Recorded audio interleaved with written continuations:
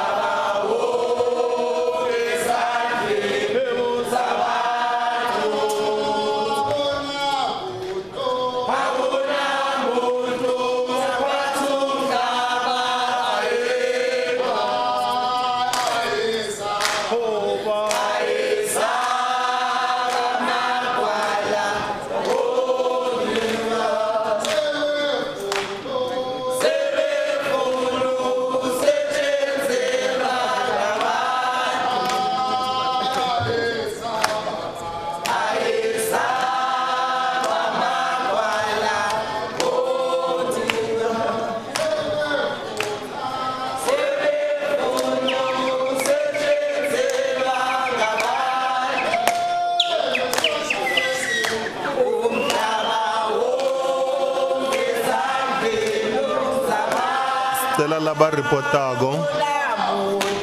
Stella laba to reporter for the commissions to also come forward. Those who are reporting on behalf of the commissions, we request them to take seats here in front next to the messages of support. Thank you.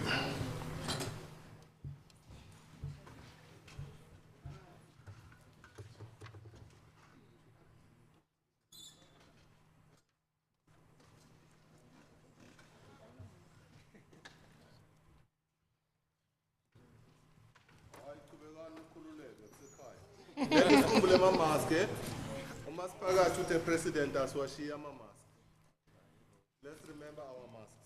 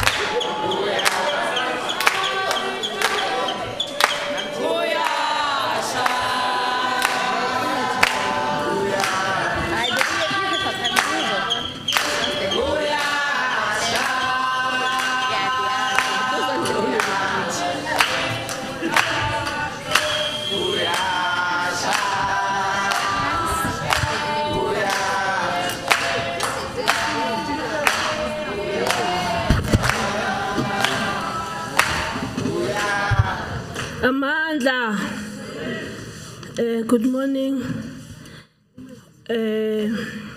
While some of you are standing, can we all stand and observe a moment of silence and in meditation? Pray.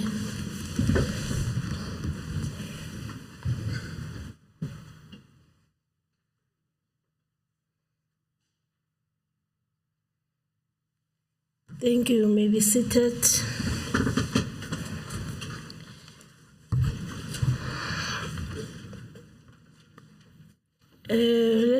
greet and acknowledge the Honorable Speaker, Honorable Masilela, Honorable MECs who are present here, Honorable members, and honorable young people coming across the Mpumalanga province, and all departments officials who are here, and legislatures officials. Good morning.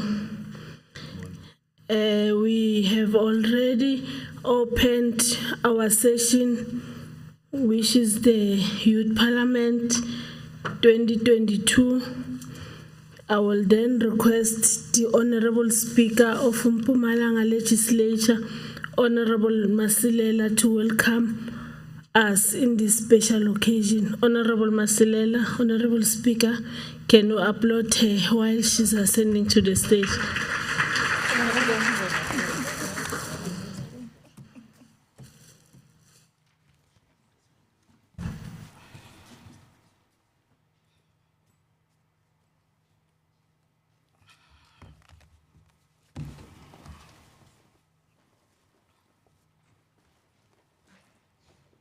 Program Director, the Deputy Speaker of the Legislature, members of the Executive Council present, honorable members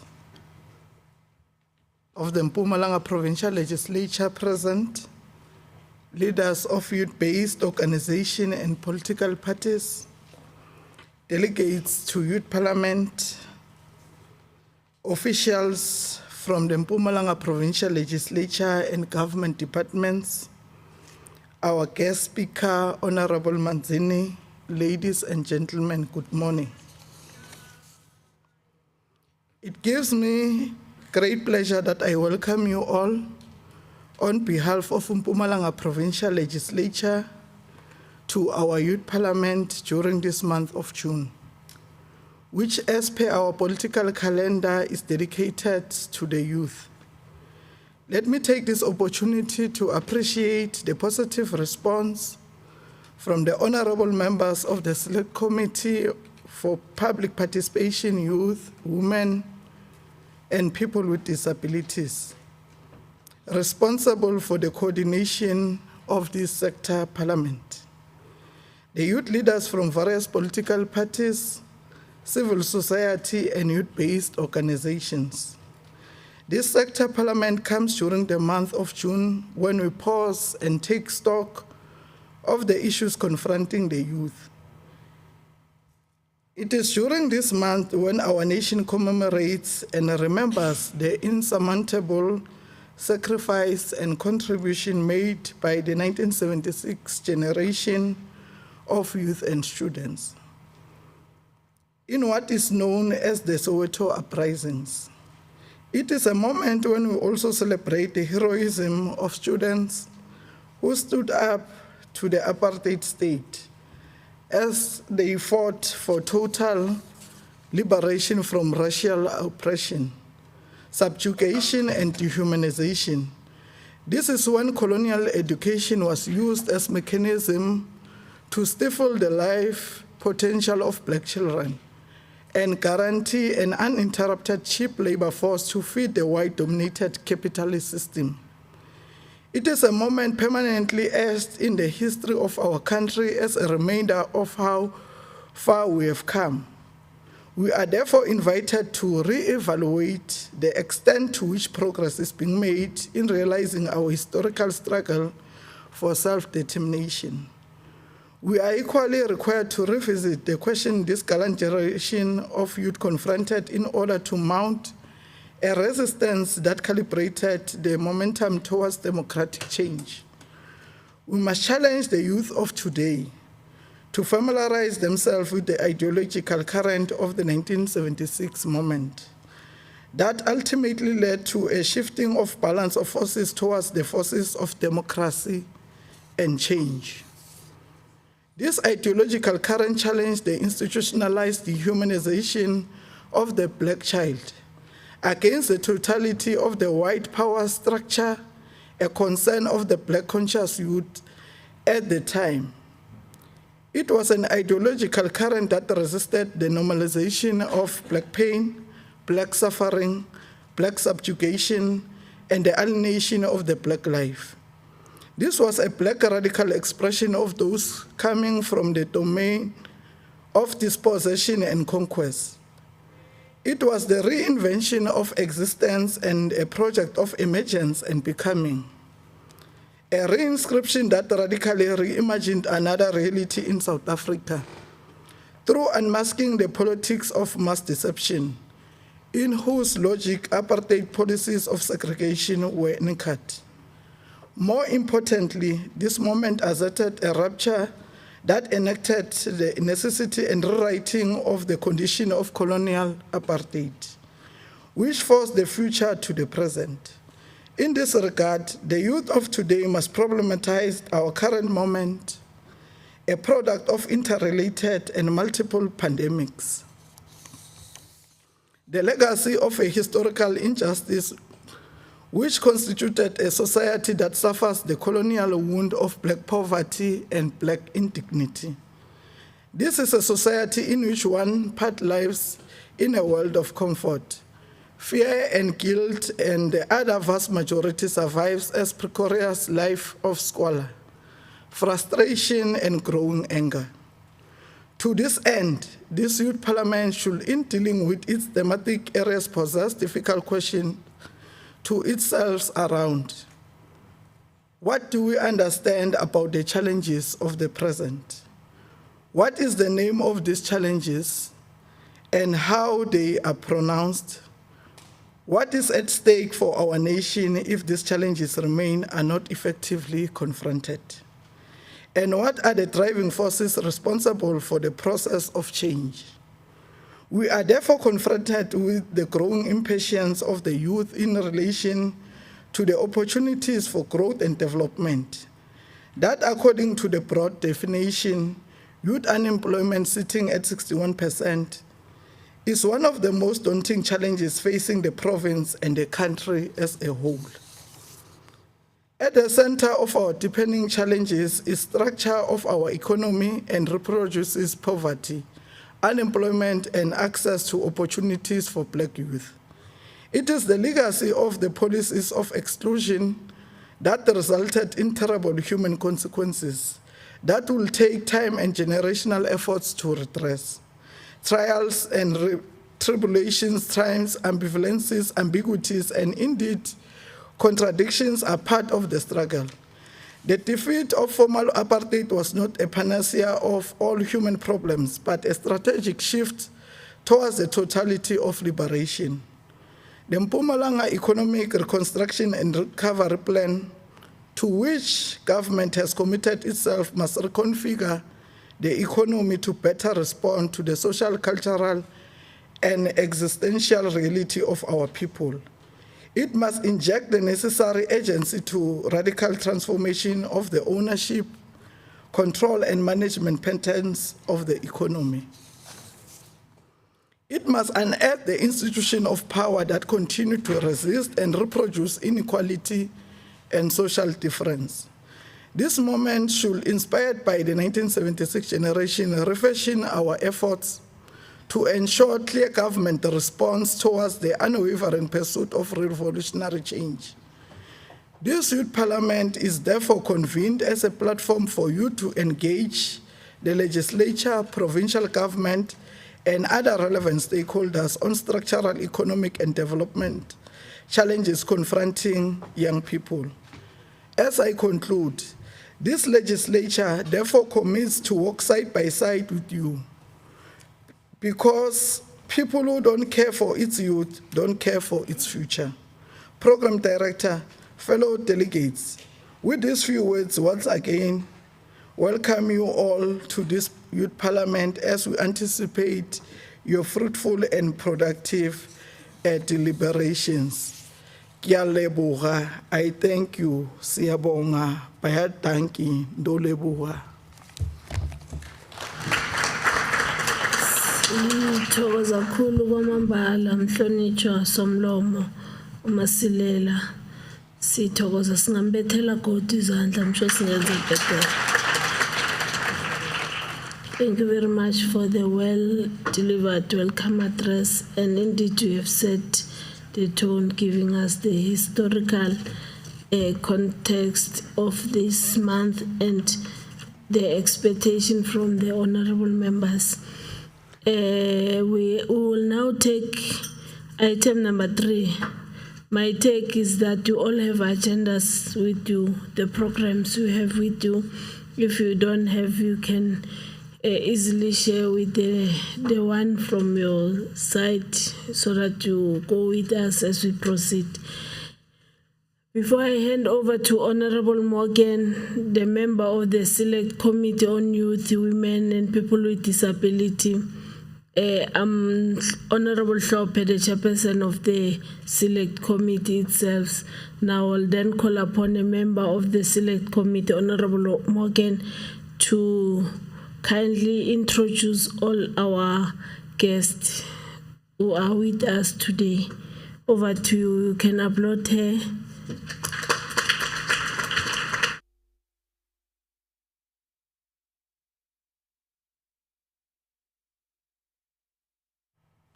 Thank you. Thank you, Program Director. Greetings to the House.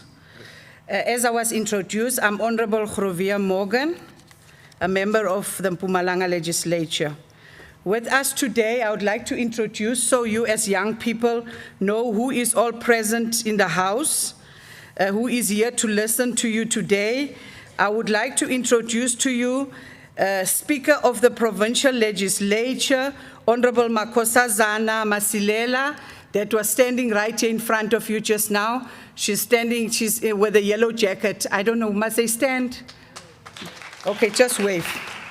Okay, then we've got our Deputy Speaker of the Legislature, Honorable Jeanette Tabete. We've got our Chair of Chairs, who today is our Program Director, Honorable Mpumi Hlophe. Then we've got our MECs that are present here today. We've got MEC Honorable Busi Shiba. We've got MEC Honorable Sasekani Manzini. We've got MEC Honorable BT Shongwe. And then we've got leaders from our different youth in all our political parties. We've got from the ANC Youth League, we've got Edward Letsimo Obama. From EFF, we've got Nkatego Ndlovu. From the Democratic Alliance, we've got Palesa Mobango. And from Freedom Front Plus, we've got Monique Bowman. From our different departments that are presented here today, we've got Office of the Premier will be represented by Mr. Peter Nyoni. Economic Development will be Gugu Mashiteng. She's the acting HOD. And then from COCTA, we've got Sipiwe Gunene, our Chief Director. Then from DCSR, we've got Sanjay Singh. And we've got Talent and Debele. He's our South African Youth MP, representing Commonwealth Parliament Association in Africa. Thank you. Those are our guests here today, and all our distinguished guests, which is the youth. Remember today, it's your day. This day belongs to you. We are here to listen to what you have for us and what you want us to serve you with. I thank you. Thank you very much, Honorable Groovia Morgan. We also have the representation from the entities, from the board's members. So they are here to listen to the young people of the province. With that spirit, I'm moving to 4.1, the representation from the youth political leaders who are represented in the legislature. So you'll be giving us a message of support, taking into account that We will be having a very long day, so I'll give you each 3 minutes. I will then request a leader from the EFF Plus, Madam Monique Borman. 3 minutes. Oh, you're already on the stage. Thank you very much. Thank you. If you can be flexible in that manner as Miss Borman, you shall be assisting. Thank you very much. Over to you, Madam. Thank you, Honourable Speaker, and good morning to all honourable members, our honourable MECs, our youth, and everybody, guests, everybody present. On behalf of the Freedom Front Plus, I would just like to say that the youth is tomorrow's leaders. And with that being said, for that reason, the youth is very close to our heart, as the future of our country lies within the hands of the youth. So we strongly support every effort to empower the youth, as our problems, there's a lot of problems affecting the youth in our country, growing concerns, education, gender-based violence, unemployment, it's all issues that we're facing within our country.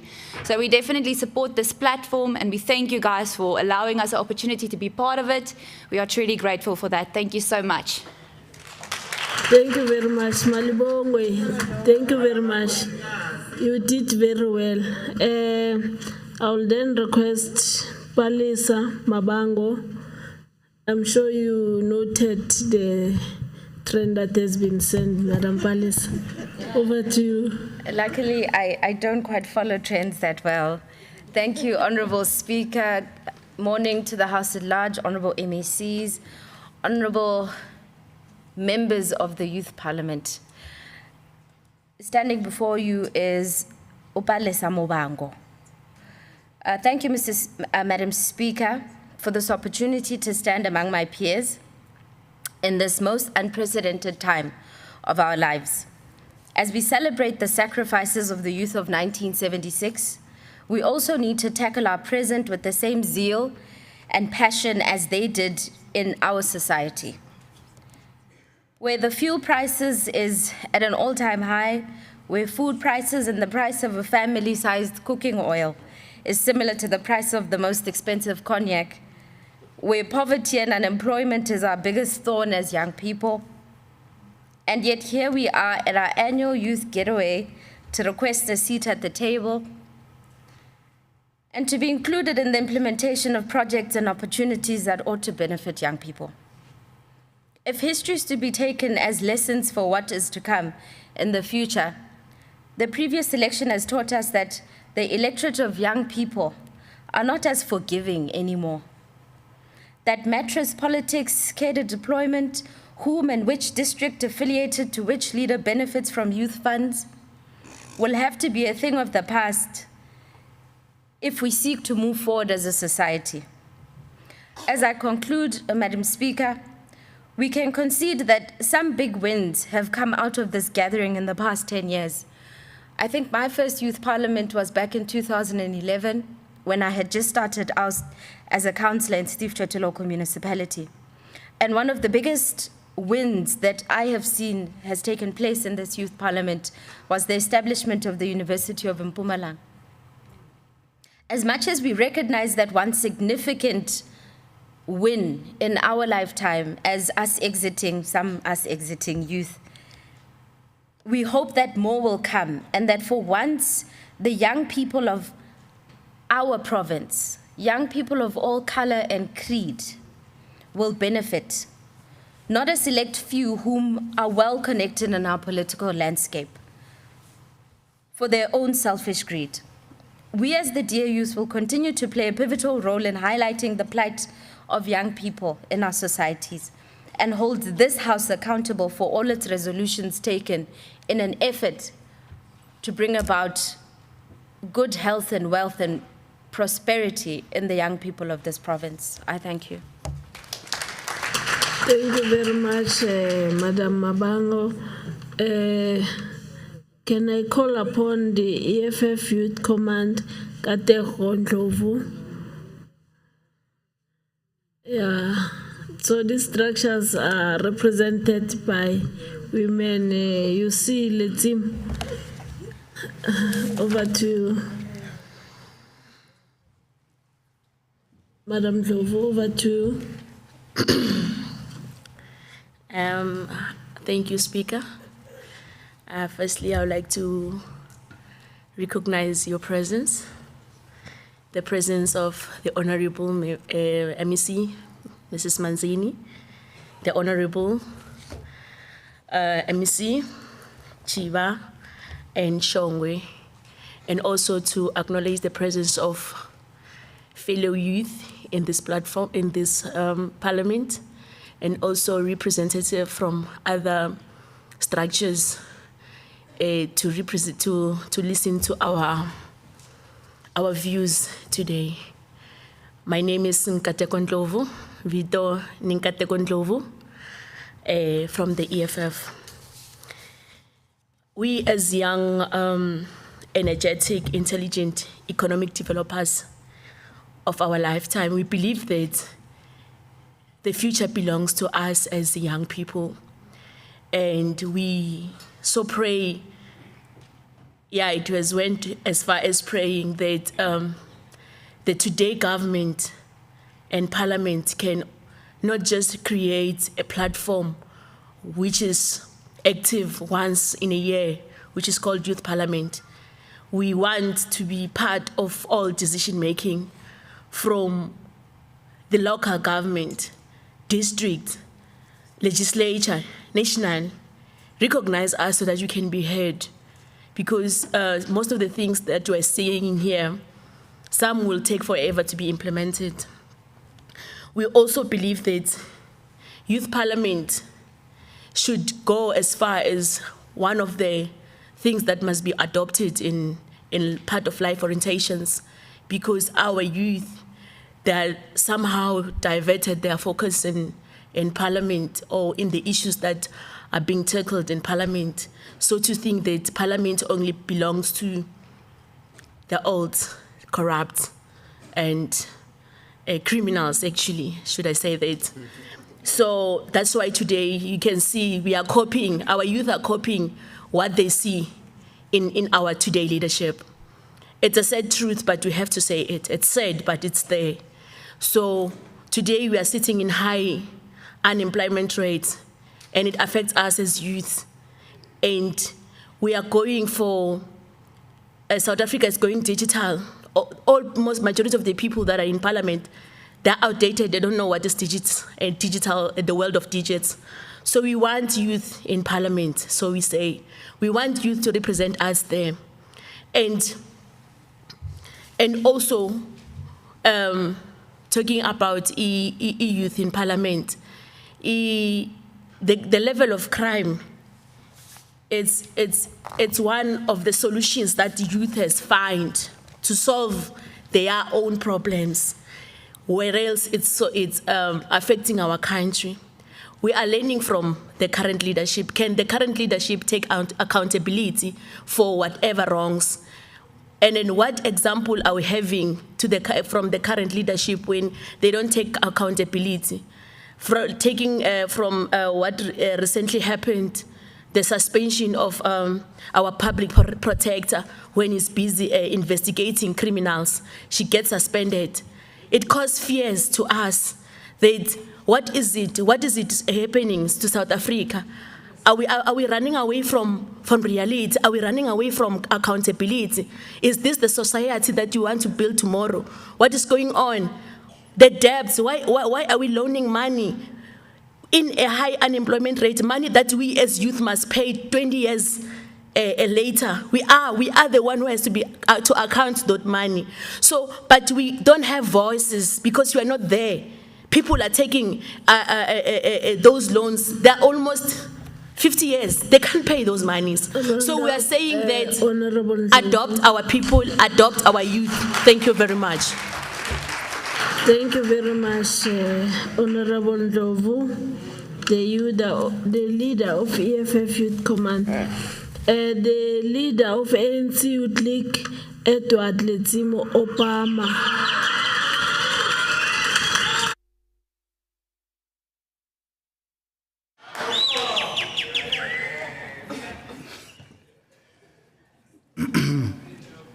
Good day, Honorable Speaker. Greetings to Honorable MSCs, members of legislature, young people. It is an honor to address this august house just a day after we celebrated the June 16, 46 years anniversary, busy shaping the future of young people in this legislature with commissions. The day reminds us that there are many young people that participated in the struggle to fight the apartheid regime. Honorable Speaker, I would like to dedicate this address to a young activist, Nokuthula Simelane, and her family. Honorable Speaker, allow me to share a brief history about this young activist from Mzinoni here in Mpumalanga. She joined the struggle when she was 23 years old student at the University of Swaziland studying B Admin degree. She was a member of the armed struggle of Umkhonto weSizwe and played a vital role as a courier to make sure our comrades in Swaziland and South Africa kept communication between themselves. She was instrumental in housing Pani Molokwane and his unit when they were here in South Africa to disrupt monopoly capital operations of business like booming serious industries. She was abducted and tortured in 1983. Since then, we never heard from her and her family. Still seeks answers from various courts. The family needs closure as her sister, who is now Deputy Minister of Copter, Honorable Thembinka Simelane, said this in one of her interviews about the fear of the unknown. I quote, "My mother refuses to let go of all her clothes. She says you do not do that to a human being. You only do that to a person who is normal and conduct a ritual." Close quote. As the Unemployed League and young people of Mpumalanga, we call upon the state organs to finalize the case before the court of law and the perpetrators to reveal where they took her. Honorable Speaker, by the way, I'm Edward Letsimo, well known as Obama, Unemployed League provincial organizer. We have a high level of youth unemployment in our province. This is evidence in the stats released by the Stats SA. Young people roam the streets of the province with no job opportunities.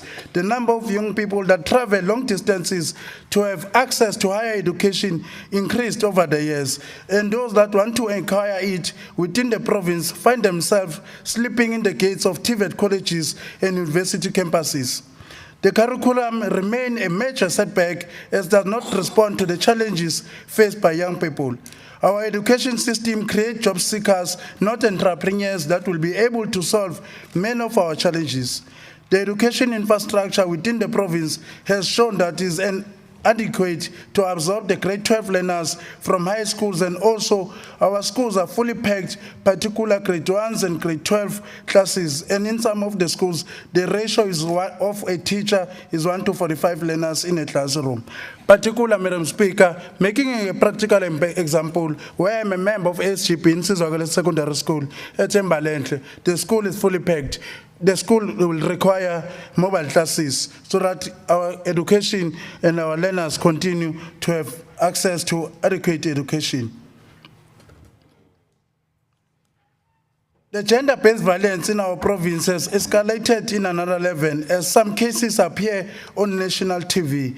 Our sisters continue to suffocate in the halls of our families and neighbors under the pretense of love and being loved by their boyfriends, and that this is their fault for them to be abused. Our sisters are left without hope when it's that time of the month. Honorable Speaker, let's not forget about a boy child that are without basic needs such as toiletries, trousers, let alone underwear. Honorable Speaker, a question remains: what needs to be done? As a roundup, Honorable Obama. Yes, Chair. I was informed that as the ruling party will be given 30 minutes.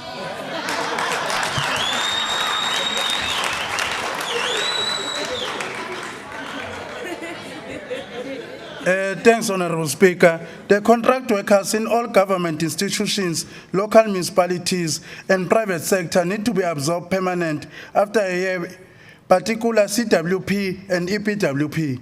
The CWP and EPWP workers need to be placed according to their skills and after a year be given SACA qualification. The security personnel in our government institutions and local municipalities need to be hired permanent. The textile industry need to be revived so can be able to create jobs opportunities and our local brands to expand. The University of Mpumalanga has more than 5 years in existence, but has not expanded to the length and breadth of the province as the pride of the province.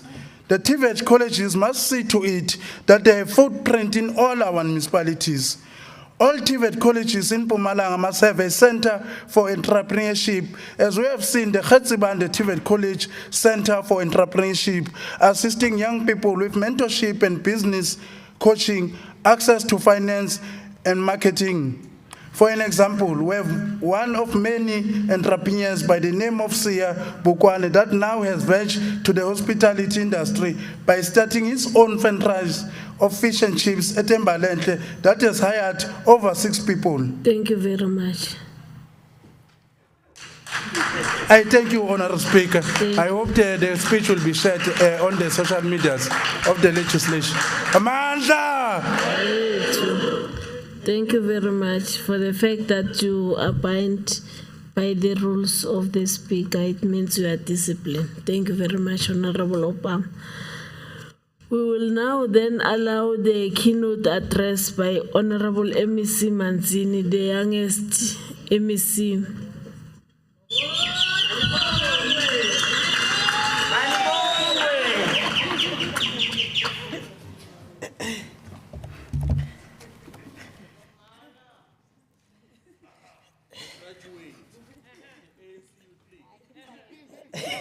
No, thank you very much, Deputy Speaker.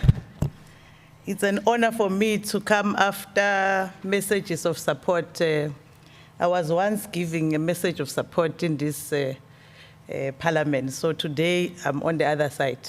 I'm listening, so I'm opening my ears with interest, and we are happy in terms of all your input. It shows that you are representing young people in your different political parties.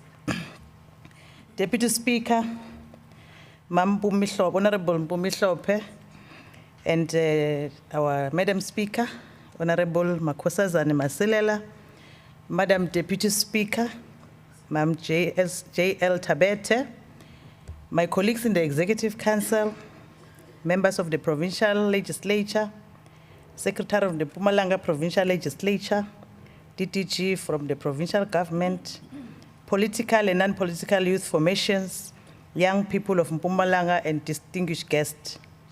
Today we assemble in this provincial legislature to mark the 46th anniversary of the June 16 uprising and reflect on the challenges facing the young people of our province and consider for debate some of the intervention the democratic government has implemented to respond to these challenges in an effort to ensure that young people enjoy a better life for all. It is my considered view that this is one of the most important debates our legislature hosts annually, as it's a debate about the future of our country in general and province in particular. Allow me to extend a sincere message of gratitude to the provincial legislature for affording me this opportunity to exchange ideas with the youth on behalf of the Provincial Executive Council, which is in the capable hands of Honorable Premier, Honorable Refilom Tswenitsipan. This Youth Month takes place at a very important time in the evolution of our democratic society because now more than ever, the historical oppressed majority in general and young people in particular, those who support the dream of a democratic South Africa and a better life for all, are beginning to ask whether it will ever come and what does freedom mean, if it's anything. The timing of this youth parliament is also great because the current public discourse, especially in the broad liberation movement and the different sides of power like churches, business, government, and other civil organizations, society, is characterized by tension for leadership space between different generations and strong view that young people must take over at all costs. You heard from yourself, everyone who came here, they are singing the same song. And it's the same song that we once sang while we were still in the youth. This view is born out of the growing frustration of transformation in important spaces in the country and the impatience of the youth with this slot transformation, which not only holds back the country's development, but delays the dream of a better life for all. It is for this reason that I chose to begin my address by properly locating the role of young people in any society. Having gone through different literature, I think the ANC, in its document titled The Role and Place of Youth in Society, the ANC and Struggle Prepared for the 1985 Kabwe Consultative Conference, best locate the role of young people in society when it argues, open quote, all societies in general and classes in particular pay special attention to the youth. For any people or class to shrink this responsibility is to do great harm to itself. This applies particularly to people struggling to break the shackles of oppression and exploitation. No revolution can be victorious without the effective education, organization, and mobilization of the youth into political action. It is none other than the youth, especially the working youth, who form the core of the political and military armies of the revolution. Their youthful energy enables them to perform great feats and theater of ideas. Their vigorous enable them to be the most active transmitters of ideas and skills. Their zeal spreads into their surrounding like wildfire, close quote. The above extract confirm that youth have historically played a significant role in leading the process of change in their societies, including in the Russian Revolution, which inspired many other revolutions in the world. The role of the youth in the celebrated Russian Revolution is explained by Lenin in 1906 when he responded to an accusation by Yuri Larin, leader of the Mensheviks, that the Bolsheviks is an organization of young and inexperienced revolutionaries. And Lenin borrowed from Engels and wrote, open quote, "It is not natural that youth should predominate in our party, the Revolutionary Party. We are the party of the future, and the future belongs to the youth. We are a party of innovators, and it is always the youth that most eagerly follows the innovators. We are a party that is waging a self-sacrificing struggle against the old rottenness, and youth is always the first to undertake a self-sacrificing struggle. Nor let us leave it to the catered to collect the tired old men of thirsty revolutionaries who have grown wise and renegated from social democracy. We shall always be a party of the youth of the advanced class, close quote. It is extremely important that we properly locate the significant role of young people in society and internalize the truth that youth are not just leaders of tomorrow, but leaders of today. To believe and argue otherwise is to entrench among the youth a mindset of self-doubt, of timidity, and of avoiding to assume responsibility. It should be taken as a given that if society treats the youth, people like immature children, they will behave like children, and they will internalize acting responsibility in the belief that some adult will clean up after them. History is littered with many examples of young people who have made profound intervention which have changed the world for the better.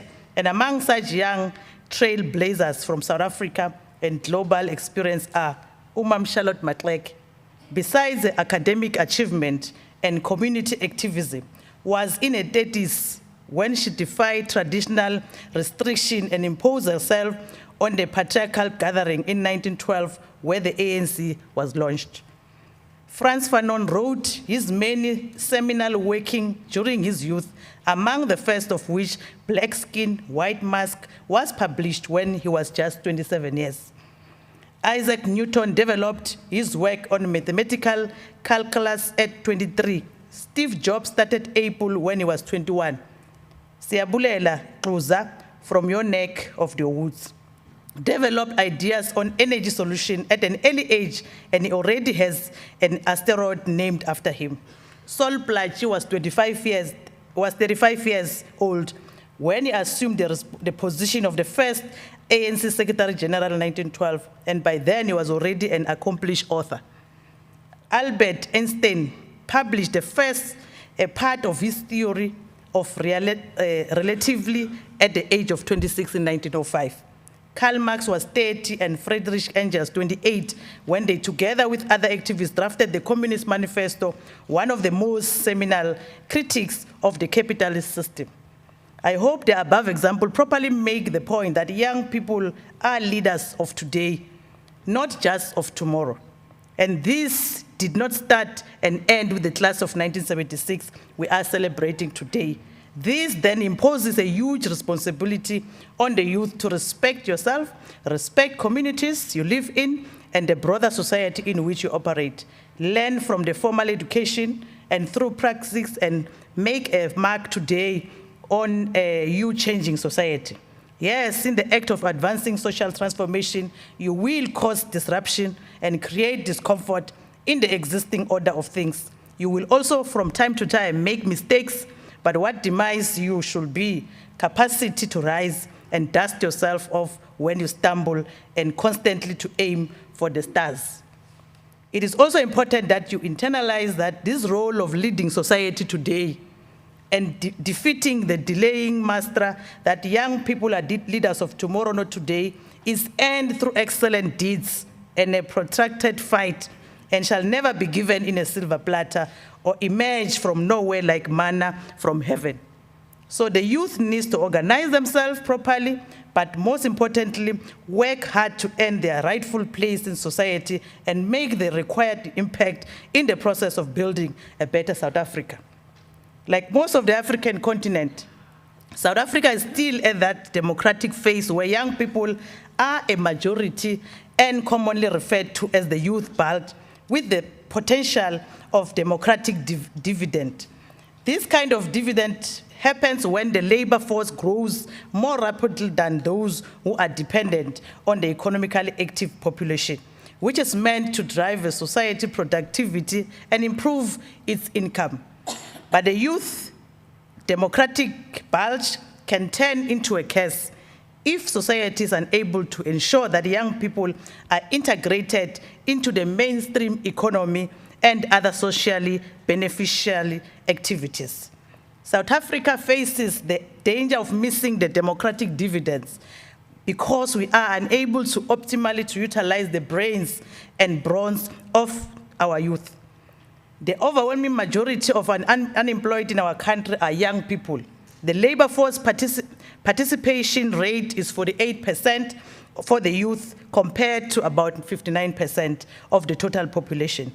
And it continues to decline in terms of HIV infection, experiences of crime and drug abuse, gender-based violence, and levels of poverty mainly affect young people. This paints a grim picture for the youth and drives majority of them into hopelessness. However, as Statistics South Africa has demonstrated, young people have since the emergence of the ANC-led government in 1994 experienced an improving quality of life. This is reflected in general access of basic services, including literacy rates that are close to 100%. If we were to take tertiary education as an example, the number of enrolled students has almost doubled since 1994, and while African students consisted less than half of the student population then, this has increased to about 71% now. These marginal areas of improvement explain the attitude of the youth, which was recently revealed that despite the difficulty that young people in South Africa face, they have consistently been shown in opinion survey to be more positive about the future than other sections of the population. This is important as a positive mindset is a soil which every one of us needs to plant a seed of social progress and a bright future. So we should all applaud the youth for refusing to give up and bury their heads in the challenges confronting them, but celebrate them for their courage and commitment to fight for a better tomorrow. As part of your commitment to build a better tomorrow, I encourage you, our youth, to pursue a campaign against crime, especially gender-based violence and femicide. In honor of the young Hilary Gatti, Bontle Mashiane, and many others, the youth must lead a comprehensive campaign against gender-based violence, which will not only make our streets safe for women, but educate society on the value of equality and non-violence to solve problems. Because you are gathered in Parliament, it will also be useful to make proposals on how legislation should change to deal decisively with gender-based violence and femicide in our communities. This Parliament should consider adopting a Jobs for Youth campaign, which will focus on all sectors of the economy. The unemployment rate among young people is sitting at unsettling 65.4%, and the disruption of the economy owing to COVID-19 seems to be making it worse. So we need a concentrated effort from the youth to cause all sides of power in the province, especially mining, which contribute 25.2%, trade 14.4%, finance 13.2%, and manufacturing at 12.6% to our GDP. To create jobs for the youth, young people cannot watch their mineral resources move in trucks to the harbor while they have nothing to show for it. As a government, we are ready to work with you in finding lasting solutions to crisis of youth unemployment. Even though, as a government, we are truly concerned with the low level of registration and participation in election by young people, we are encouraged by their willingness to use a variety of other platforms to take part in socio-political discourse and exercise their social agency. We are ever encouraged all the youth formation gathered in this youth parliament to encourage young people to register to vote and choose a government of their choice. Voting is one of the most important voices in a democratic setup. The youth should be encouraged to vote so that it holds the provincial government accountable for some of the work we are doing to improve the quality of life of the youth, which includes, but not limited to, the program listed below. It must be noted, this is not a state of the province address, but a summary of the activities we are doing to change lives of young people and the plans we have for this financial year. To address this problem of unemployment in short term, we are streaming ahead with measures that will address youth unemployment in Mpumalanga through the Mpumalanga Youth Development Fund. Our quest to address this matter is on course. We have fully implemented the Mpumalanga Youth Development Fund for the benefit of young people. In the previous financial year, we succeeded in implementing the first year of the 3-year piloting phase of the Youth Fund, which the Honorable Premier has put for the youth of this province. 90 million was set aside for disbursement. A total of 64 grant applications valued at 81.95 million was approved by the approval committee, transferred to the Mpumalanga Economic Growth Agency for disbursement, and the 64 approved applications represent successful application from the 17 local municipalities of the province. Yesterday, the Honorable Premier hosted a youth day, and it was very much encouraging to see young people that benefited out of this program standing up and saying, this is what this budget has done to us, and we're able to open our businesses. And what was encouraging, Honorable as Chairperson and Honorable Speaker, was that even people living with disability were part of those that benefited and also doing well in their businesses. To date, 59.7 million, which is 72% of the 81.95 million approved for the 64 beneficiaries, has been dispatched to 55 youth-owned businesses. The disbursement of funds to the remaining approved companies is currently underway. In this financial year, a total budget of 60 million is set aside for the Youth Fund to cater for the successful applicants in this phase, wherein the closing date for the intake was on the 20th of May, 2022. A number of applications from all 17 local municipalities were received. We will double our effort to finalize the adjudication process and dispatch the allocation to youth enterprise with a strong business case in line with the said criteria. Our target to finalize the adjudication of this mammoth task is August 2022. I wish to assure this House that we will ensure that the process is conducted with integrity and element of that suggest otherwise, decisive action will be taken against officials who will undermine the process. The provincial government has made a commitment to the development of young people living in rural communities across the province. We have committed over ourselves to focusing our attention to social and economic infrastructure, training and skills development, and the development of cooperatives and small businesses. We also committed ourselves to intensify the land reform program so that more land can be in the hands of young people for subsistence farming. To this end, I'm happy to report that we successfully completed compulsory training program and capacity building measures that serve as entry-level training for young aspiration farmers. To date, 4,550 farmers have received skills development and 500 farmers have received AgriSeta accredited skills development program. We are in our final year of implementation of the Mpumalanga Rural Skills and Learnership Program, where 940 youth are currently receiving production, agro-processing, as well as farm equipment repairs and maintenance learnership qualifications. This program has managed to recruit 226 aspirant young potential farmers who are currently undergoing both technical and practical training in the 23 training centers across the province. To date, 151 youth have completed the training courses and have been awarded certificates. Ladies and gentlemen, as we address the socio-economic challenges of the youth, we are mindful of the advocacy role played by the Provincial Youth Development Coordinating Forum. We remain guided by this structure through its effort of monitoring the implementation of youth development programs. We will augment the reach and scope of PYDCF to ensure that it caters for youth across the length and breadth of the province. The PYDCF will serve as a proverbial bridge between young people and access to opportunity such as bursaries, business management, training, as well as business funding platform such as MYDF and NYDA.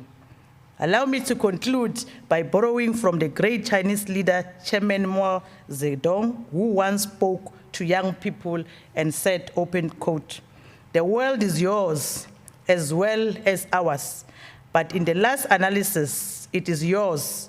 The young people, full of vigor and vitality, are in the bloom of life like the sun at 8 or 9 in the morning.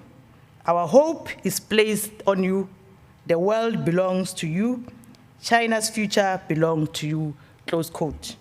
I say, you, the participant in this youth parliament, who represent the broadest aspiration of young people of our province, that our hope is placed on you. South Africa belongs to you. Mpumalanga belongs to you. And the future belongs to you. I thank you.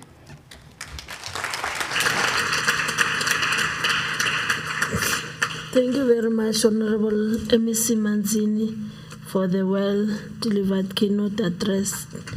Thank you very much. We indeed appreciate, and the message, it has been well received. We are therefore moving to item number 6 on the progress on the implementation of resolutions of 2021 Parliament by government. By the way, the theme of this year Youth Parliament is that making a follow-up on a government commitment. So we'll therefore receive the progress report on the implementation. I will start by the honorable MECs that are here in case they want to delegate the reporting to the officials, they will indicate. The first honorable MEC to report will be Honorable MEC Shiba, the MEC for Agriculture. We can applaud her.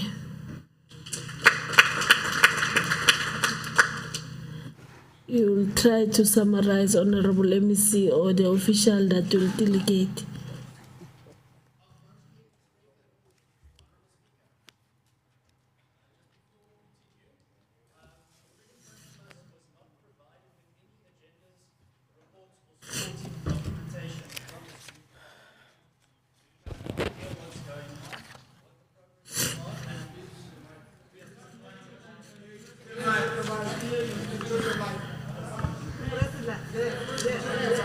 Okay, let's not allow him to degenerate this city. It's fine. I'm listening to him. I'll address him.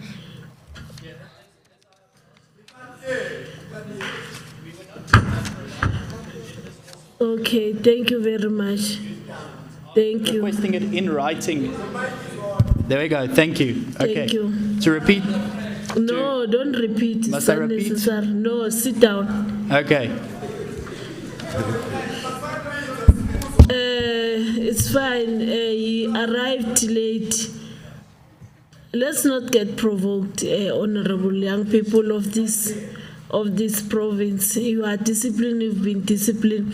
He came late, Madam Borman. I'm sure you can address him because we've been with you since the beginning. So I'm not expecting that.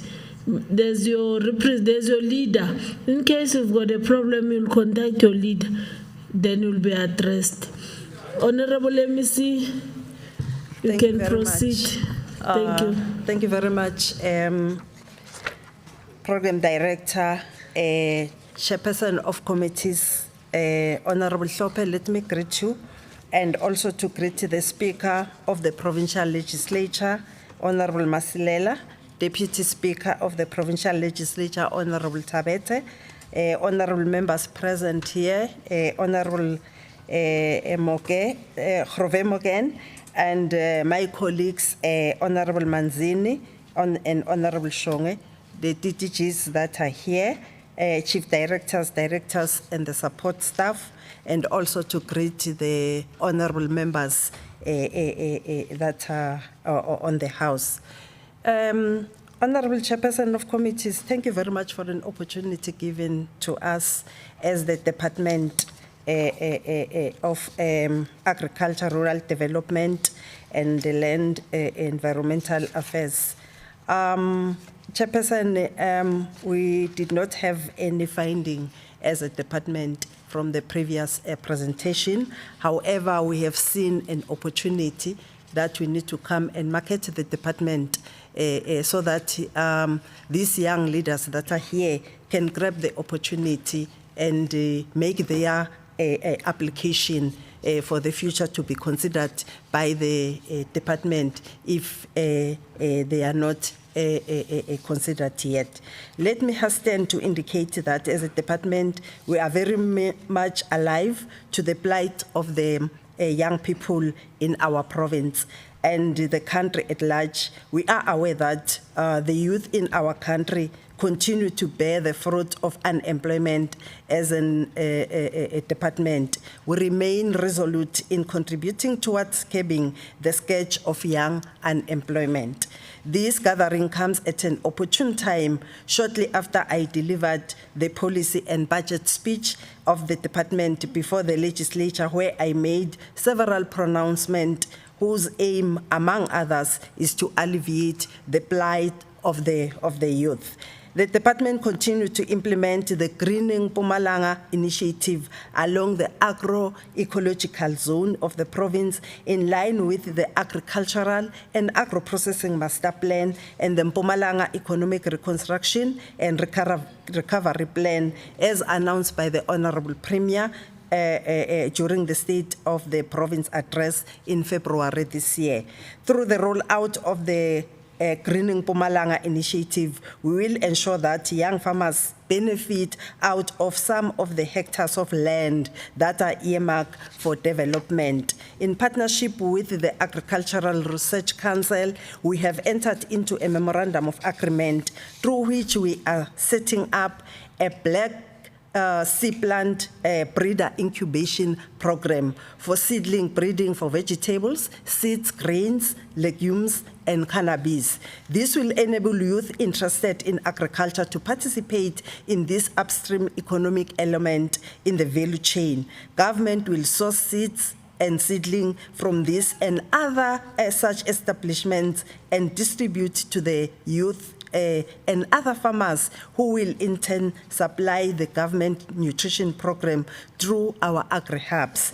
We continue to commit ourselves to conclude the consultative process of revising the Mpumalanga Young Farmer Incubation Program, widely known as Fortune 40, which is geared towards empowering young farmers to make it more inclusive and closely integrated with the land reform farms. The department, in collaboration with the National Skills Fund, continue to provide AgriSETA accredited training to the youth that are interested in the agricultural sector, provision of training through NSF, and other relevant programs within the department will go a long way in bridging the gap between the young and the aging farmers. The department will continue to intensify efforts aimed at implementation of the Zonda Indlala program, which is famously known as ZIP.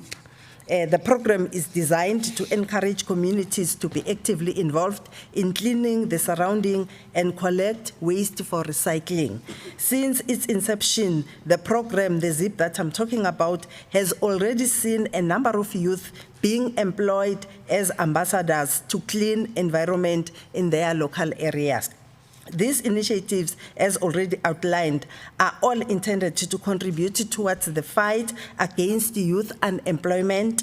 The department will continue to mobilize more resources and forge collaborations with like-minded partners to ensure that the fruits of the struggle of the 1976 continue to bear seeds. Chairperson, about 23% of the farmers to be supported are youth, and 43 are women, and 1% are people with disability. Majority of farmers supported are in nodal parts of the district. All in all, Chair, from the district, the total youth farmers that we are targeting are 279, of which 120 are men and 177 are women.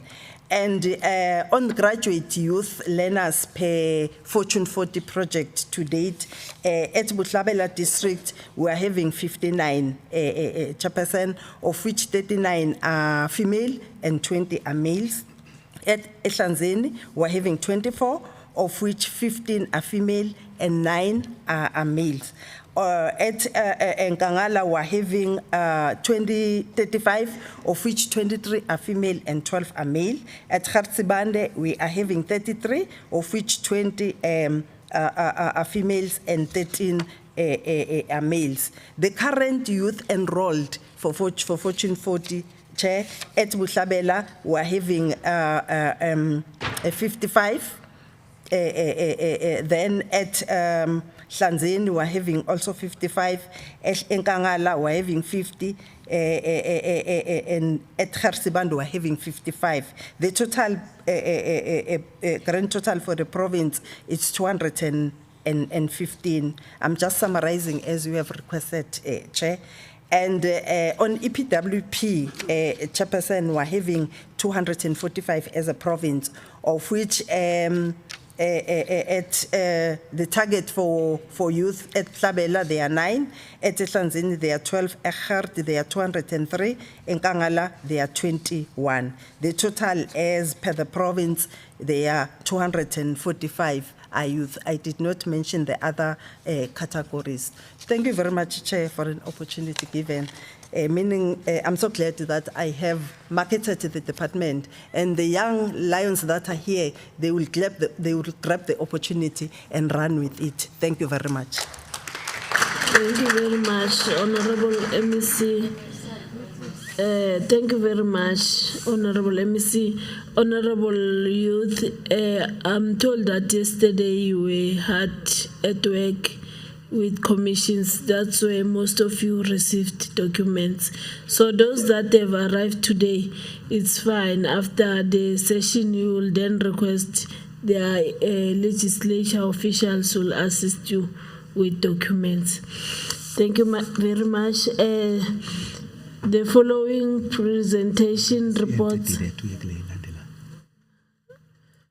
The following report will be done by Madam Gugu Mashiteng is for the deeded. The progress implementation on resolutions of 2021 Parliament.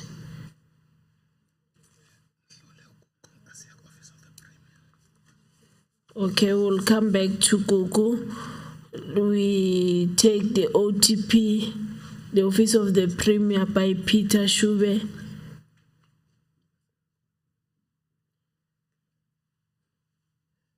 Then Gugu will follow after Mr. Peter Shube. Over to you. You'll follow the suit of Honorable MEC. Not go line by line. Try to summarize. Thank you.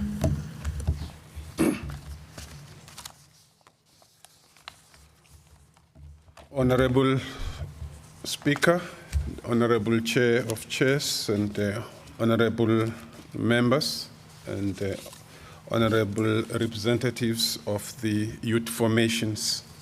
It's a pleasure to present a progress report on behalf of the Office of the Premier on 2 resolutions emanating from the Youth Parliament, which was held on 18 June 2021, virtually. The first resolution in this regard is that the Office of the Premier must ensure that the NYDA plays its role of taking care of youth issues and needs, including advocating funding for youth development, and that the NYDA must be visible in rural areas and account for the work it is doing around issues of youth development. Honorable Chair, the Youth Development Unit in the Office of the Premier is working closely with the NYDA to ensure that it plays its role in advancing youth development. The Office of the Premier coordinates the Youth Development Coordinating Forums, where NYDA and other stakeholders present their quarterly performance reports in terms of youth development. Just to summarize and highlight some of the key achievements, we would like to indicate that in 2021-22, to ensure that there is support of enterprises in making sure that enterprises are developed and supported through financial and non-financial business development services. I'll just highlight at the high level that there was a target of 165 grants. However, a total of 371 youth beneficiaries were supported through the grants. And there was also a target of ensuring that the youth are supported with non-financial business development interventions such as business management training.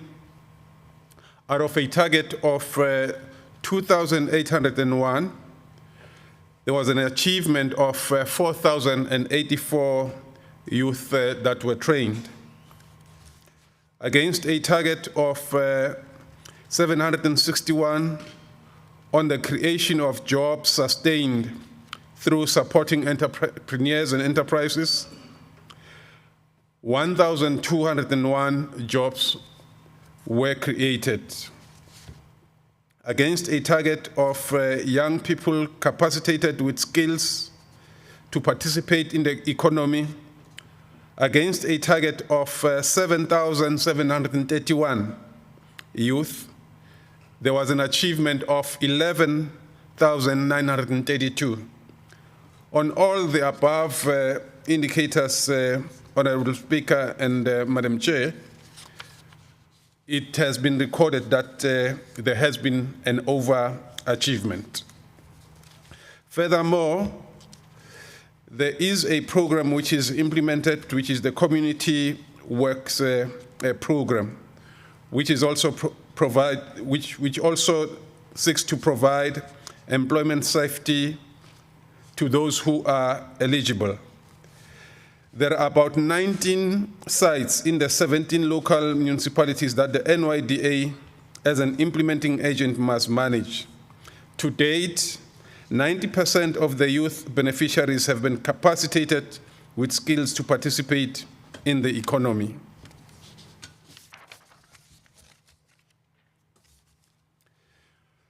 In partnership with TETA, TETA is a transport sector education and training authority. NYDA has requested a formal partnership to collaborate on job creation program for the youth. And then in this regard, Take a Lot, which is a company that distributes online product or buying, has partnered with TETA and wants to recruit 100 unemployed youth in the Mpumalanga province. On ETDP, SITA, that is education and training, which recruits matriculants at NYDA centers. These young people have been placed at NYDA district offices for admin and assistant role. The placement is for 24 months, and there is a monthly stipend of 3,500, which is paid to the deployees. There's an NYDA relief fund. The funding is kept at 10,000 for every qualifying business, which in this regard, 154 youth-owned enterprises were supported through this intervention. The Nkangala District Municipality Transversal Unit, which has also been established, it is currently working, the NYDA is currently working with this office, particularly for youth with disabilities. The first phase of the program has been completed in 4 municipalities and is currently in the process of assisting youth to access the grant funding. There is also an initiative of the Bakery and Food Technology Incubator. The intention is to have 80% of participants venturing into entrepreneurship. Training has already commenced. Also through the local TVET colleges, there's partnership which is based on both the economic and skills development. Young people that are on the exit stage are being offered job readiness life skills training. In partnership with the Department of Correctional Services, the department is training inmates on life skills and business management skills. This partnership seeks to expose inmates to entrepreneurship so that upon their release, they are able to reunite with the communities and become economically active. Also, with regard to Nkangala Inpatient Training Treatment Center,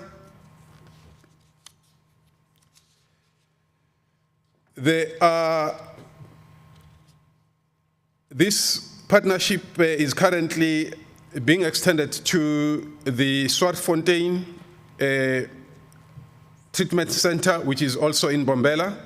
And through the Nkangala Inpatient Treatment Center, there is training that is provided to users of the training center in terms of skills development. Pipeline projects. There's one on youth in tourism partnership proposal to the DET, which is the economic development and tourism. And there's a second one also with Sun Parks partnership with the Kruger National Park. And also there's a third one, which is in partnership with Sasol, which is called the Sasol Drone Project. And then the agency has created special dedicated emails that enable the youth to send their applications and any related queries on program delivery. These emails, if I may read them, It's mbombela@nyda.gov.za. The second one is emalahleni@nyda.gov.za. The third one is secunda@nyda.gov.za. And the last one is tulamahashe@nyda.gov.za. Furthermore, young people are able to apply for NYDA service using the NYDA portal, which is www.erp.nyda.gov.za. With regard to the second resolution, which is the last resolution in this regard, the Office of the Premier should develop strategies to monitor the rollout of the Mpumalanga Youth Development Fund in order to ensure that unemployment is rooted out amongst the youth of the province. Madam Speaker,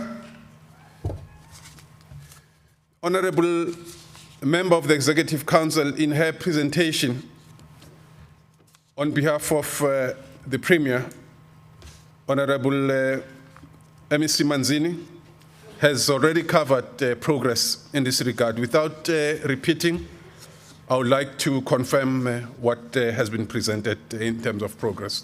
Thank you very much.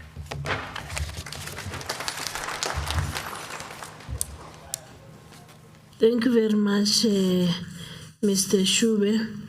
The following presentation will come from TDET, Madam Mashiteng. Ms. Kuku Mashiteng. Okay. We'll then move to Kokta. Mr. Gunene. Or Ms. Gunene. Mr. Gunene, sorry. Over to you. Thank you very much, Honorable Program Director. My greetings to the Honorable Speaker, Honorable Deputy Speaker, our Honorable MECs present, our Honorable members of the legislature present, colleagues from the other sector departments, and all our young people present today. Program Director, let me start by conveying an apology from the Honorable MEC and the Honorable HOD who could not be here today due to other commitments. The department received two issues, Honorable Chair. In actual fact, three issues, and I'll just quickly go through those issues. The first one was that the Department of Kokta should put in place funded programs to assist young councillors to enroll, to study and empower themselves on the issues of local governance and be better servants. The department is providing accredited skills programs to all councillors, Honorable Chair, in all municipalities in the province. Okay, sorry, Mr. Gunen. I request that we keep the order as much as we can so that we move towards conclusion of this parliament. If you are not noted to speak, please don't speak. You can proceed, Mr. Gunen. Thank you, Honorable Chair. Now, this training that we're providing to councillors allows them to build on programs and should also allow them to be able to get skills on a full qualification if they leave these institutions. The department is also taking note of the recommendation and shall continue to ensure that we provide accredited skills training that will assist councillors if they leave the institutions where they are.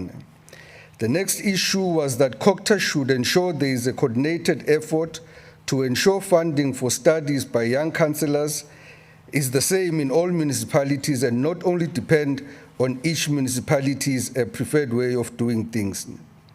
I must start by indicating, Honorable Chair, that after every local government election, we go through a councillor induction program where all councillors are trained on their roles and responsibilities. The department further goes on and also ensures that we train councillors on issues of good governance and leadership. We have also provided training on issues around management as well as revenue enhancements, which are both accredited skills programs.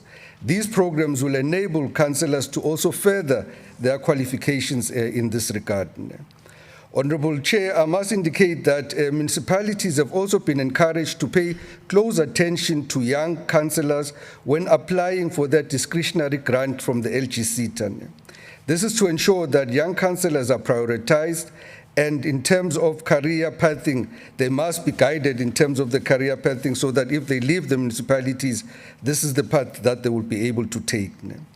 We are, as a department, also monitoring the work skills plans of all municipalities to ensure that they respond to the needs of the young councillors in each and every municipality.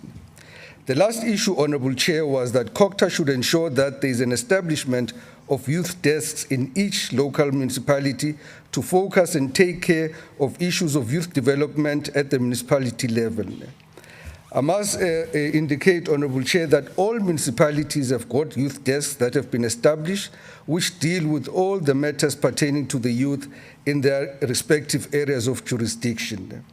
We want to encourage all young people to visit these offices in the municipalities and make use of these offices to assist them. Thank you very much, Honourable Chair.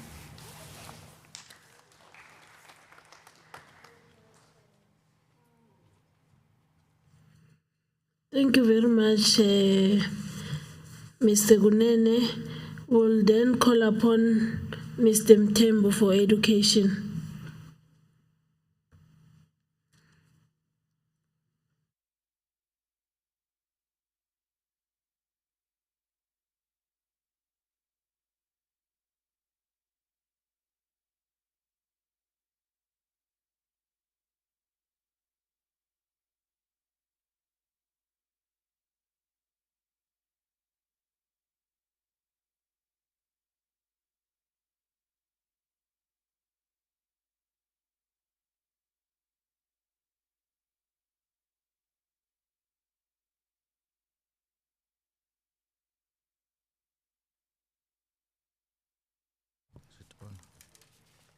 Thank you, Honourable Chairperson, Honourable Speaker, Honourable Deputy Speaker, Honourable MECs present, the officials of the sister department, and the honourable members of the Youth Parliament. My name is Shamba Mtembo. I'm representing the Honourable MEC Ubab Majuba and our HOD.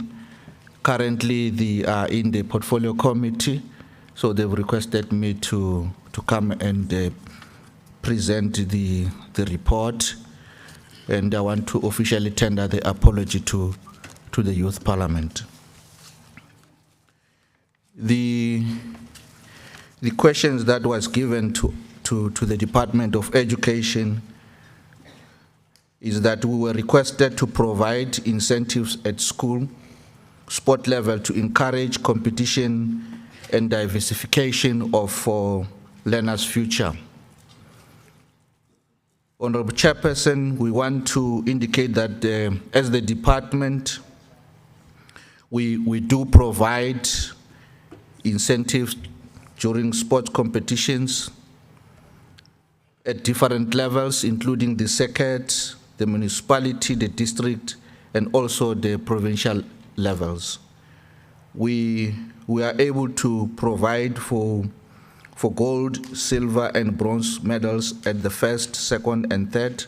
You'll also realize that previously we used to provide schools with buses after they've won the competitions, and at the present moment, schools are owning those buses as their own asset.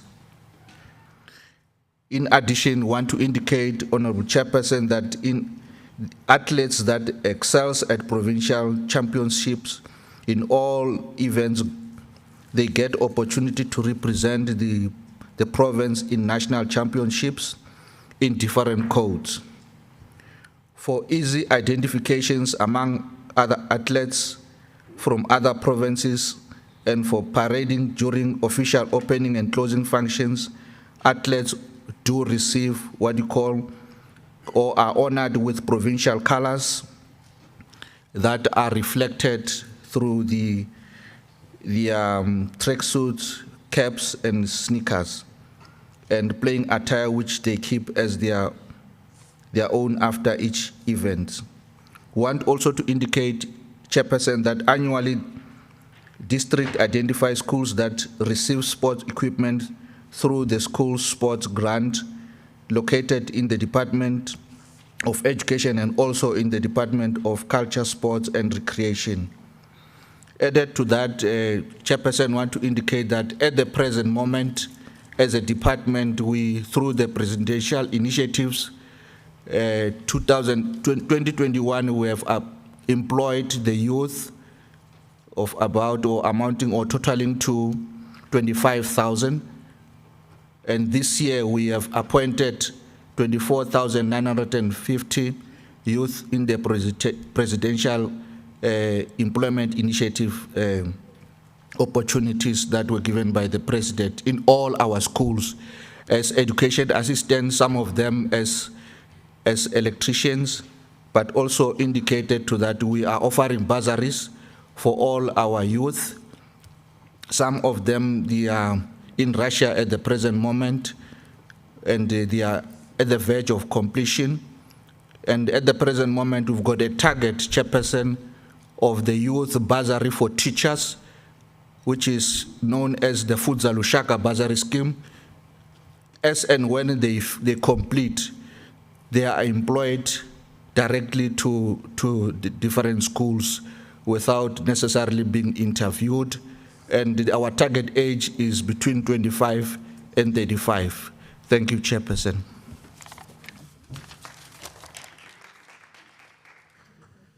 Thank you very much, Mr. Mtembu. For that, my apology. Earlier on, I said is Miss Kukumashiteng, is rather Miss Rakalal. Can you come forward, madam? Applaud her, she's coming.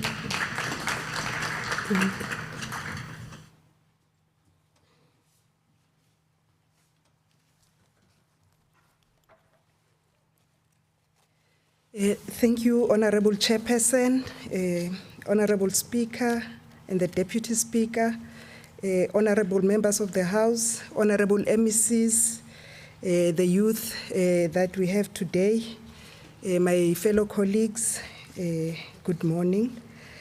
I want to tender an apology for the MEC and the HOD who were not able to make it. With regard to the Department of Economic Development and Tourism, there were two questions that were posed to us. The first one was relating to the economic recovery strategy, which must be intensely popularized to the young people. The department has highly popularized the Malanga economic recovery strategy. We hosted roundtable conferences in all the districts, and the youth formations were part of those roundtables. The MERRP was also presented at the Youth Parliament in the province last year. The province will this year hold Economic and Investment Summit in the current financial year, and the event will be communicated to the youth, particularly ensuring that everyone in the district participate. MEGA, which is our entity, will also be holding the business forums in the 3 districts as a build-up towards the envisaged investment summit. The second part was with regard to allocation of the budget to youth entrepreneurs to ensure that we improve the opportunities that they get from government. Government is committed to the 30% set aside for local entrepreneurs to benefit from government tenders. As such, we will make sure that where possible, youth is given tenders. Although the triple PFA is subject to a court discussion, as government will not abandon our drive to empower our people. Government is the lever to drive economic transformation through its own procurement. Further to that is just to indicate other services that we are offering as the Department of Economic Development and Tourism. We do offer services that are rendered by CIPC, which is business registration and assisting with annual business returns, as well as triple B certificates. So the youth that require starting businesses, we are there to assist. And in all the districts, our offices have got facilities that are able to render for that. We also support SMMEs and cooperatives. Currently, we are running with a program called SAB Social Next Youth Business Program, which we have started rolling out already in Hartsibande. We had this program last week, and the aim of this program is to ensure that we give an opportunity to youth-owned businesses to come and make a presentation and support them further in partnership with the South African breweries. We also support SMMEs in all sectors. Currently, we are working with the Department of Trade and Industry to roll out the Black Industrialist Program, which is mainly aimed at supporting businesses that are mainly in the manufacturing sector. This is a grant loan type of a program, and we invite the youth to apply for it. We further focus in all the sectors in terms of our support for SMMEs and tourism, particularly in the green economy, in tourism, in manufacturing, in mining, and we have our agency MEGA, which is also present here today in terms of support for financial support. So we do render both financial and non-financial support as a department. Thank you, Honorable Chairperson. Thank you very much, Ms. Sirakalala. My apology for pronouncing your surname wrongly, madam, but thank you very much. Before I call upon the Honorable MEC, there's a member of Mega Board just to give the greeting regards to the Youth Parliament, Mr. Masilela. Mr. Zwelo Masilela, are you still around? Okay, it's fine. I will not get this opportunity. I will therefore call up, before I call upon again Honorable MEC, I would like to indicate that we received the apology, Honorable MEC, that Honorable Khrovie Morgan will leave to attend to the other deployment that she received from the Select Committee. And there's an apology as well from the manager in the office of the Premier, Mr. Peter Nyon. So, Mr. Zwelo, you were called upon because you were out. You are now having 1 minute just to greet the Youth Parliament because you are here.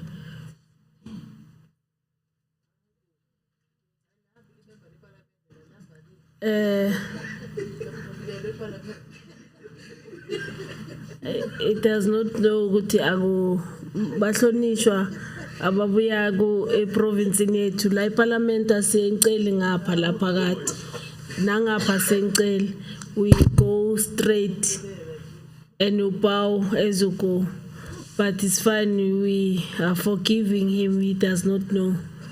Siyaxolisa, Honorable Chair, we are masses on the ground, we don't know these protocols. Thanks, Chair, and apologies for not being available immediately when I was being called upon. My name is Zwelo Masilela, a board member of the Malanga Economic Growth Agency. I'm here representing the board chairperson in absentia, Comrade Thabo Motau.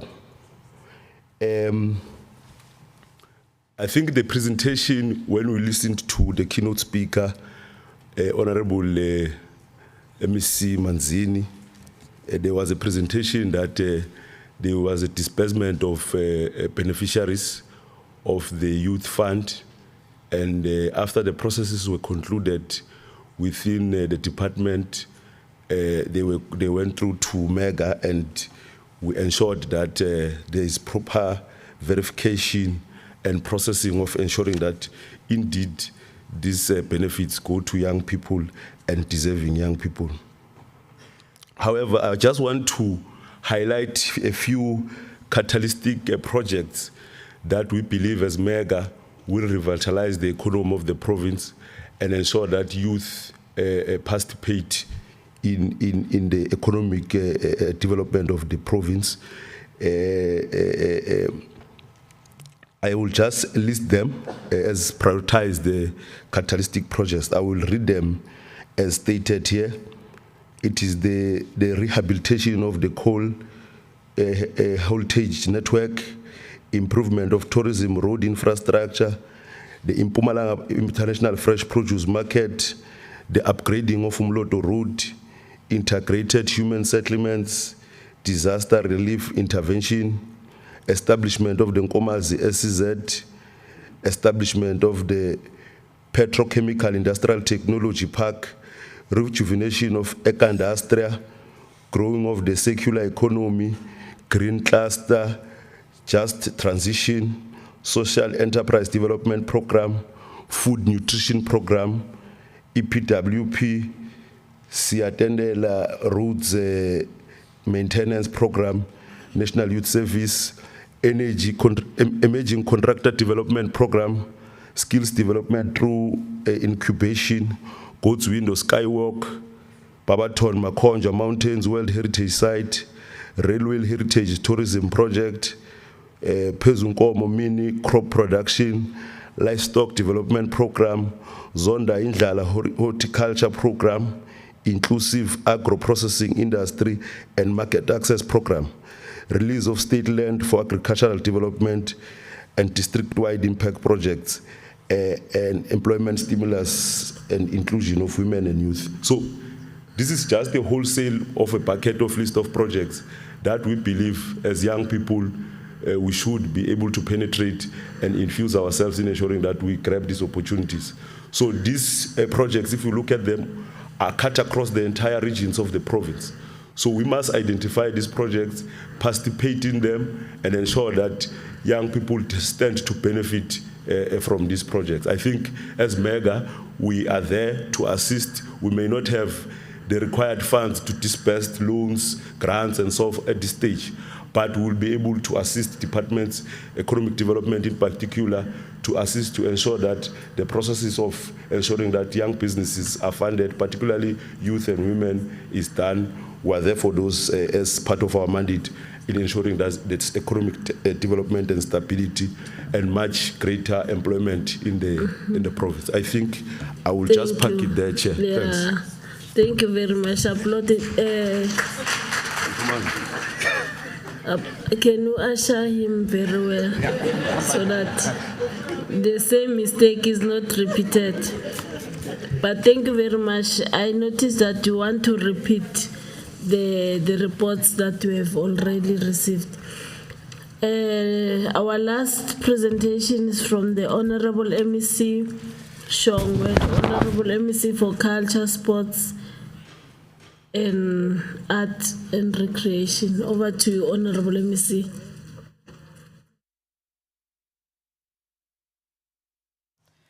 Thank you, Honorable Chairperson and Honorable Speaker, Honorable Deputy Speaker, MECs that are here, officials led by the DG, and the members of the Youth Parliament of 2022.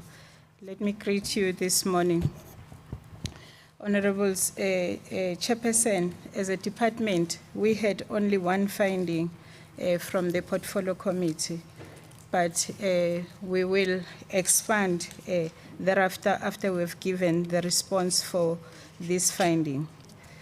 The finding was that they seem to be only focused on mainstream sporting activities like soccer at the expense of other sporting and cultural codes, we seem not to be taken care of in the province, hence having a potential to kill the current up and coming talent.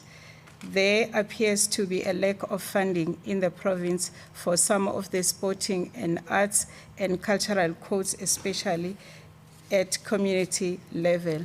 And the response for the department is that the department is implementing the National Sport and Recreation Plan of 2014 that identified 16 priority codes to be supported, namely football, rugby, netball, cricket, athletics, basketball, boxing, chess, gymnastics, hockey, softball, swimming, table tennis, volleyball, and goalball.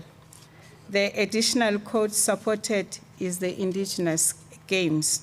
Due to the budgetary constraints, the department is heavily reliant or dependent on the mass participation conditional grant that is given by the National Department of Sports, Arts and Culture to fund the above-mentioned sporting codes in the province, meaning that from the Treasury, we don't have an allocated budget, but we rely on a budget in the form of a conditional grant that we get from national. But above that, as a department, let's take this opportunity to appreciate the youth that are always coming to the department as we have an open door policy.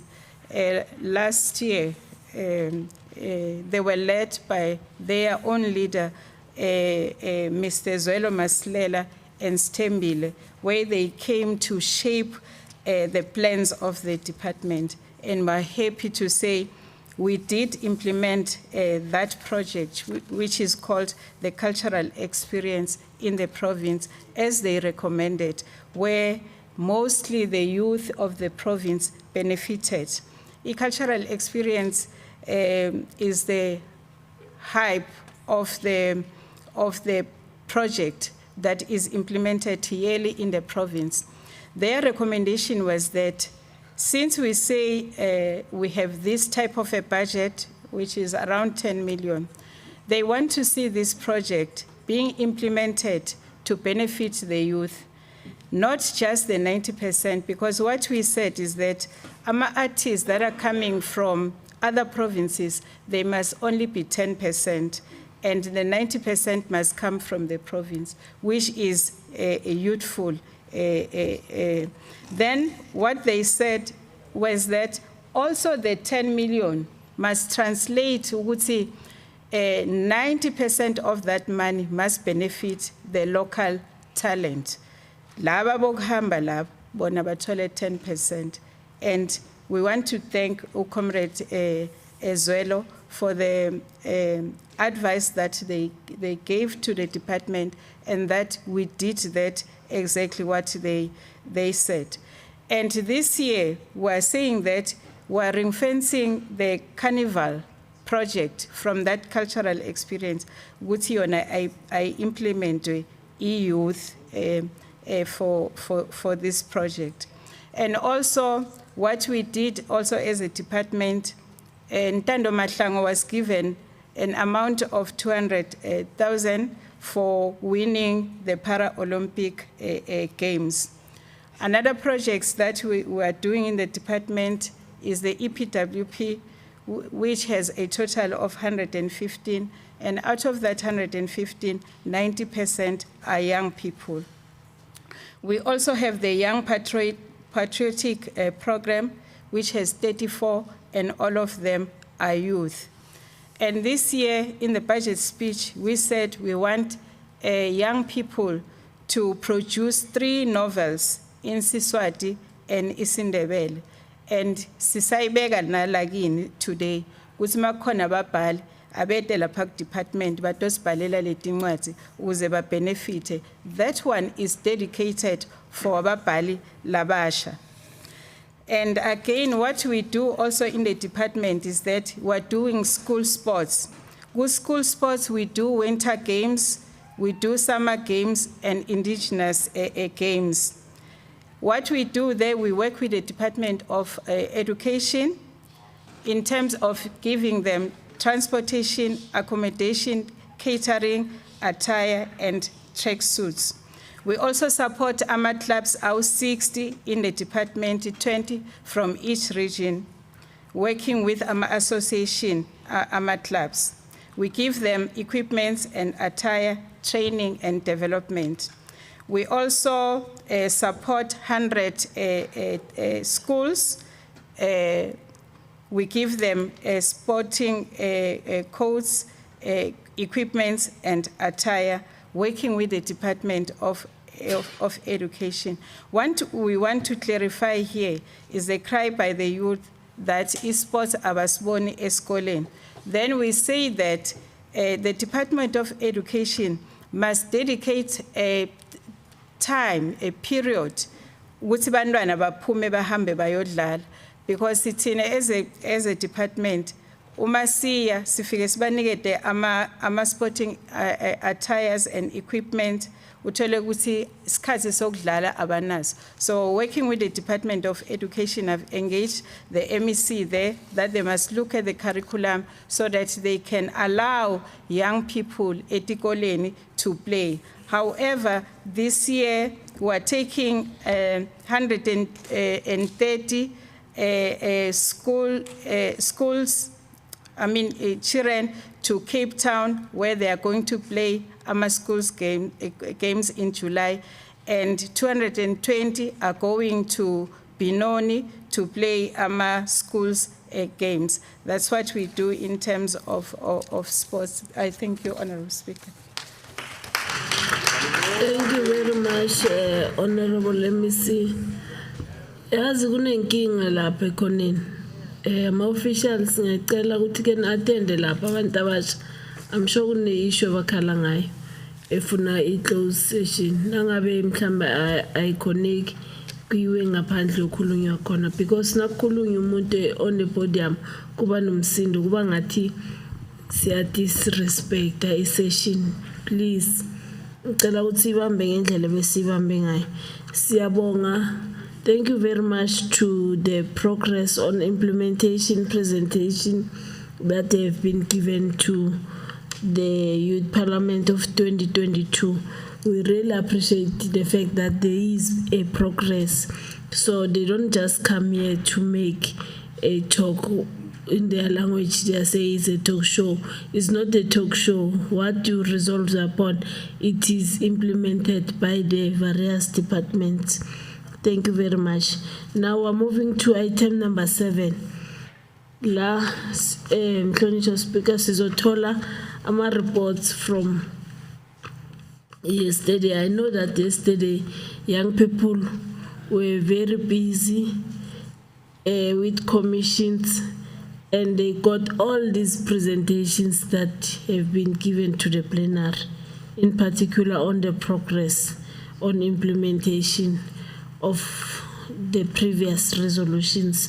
So now we'll get the 7.1 report from the Commission on Structural Radical Economic Transformation as presented by Economic Recovery Plan on the Province and Youth Development Fund. After that, we'll get the engagement from the plenary. So the young person that is appointed, okay, let me hear.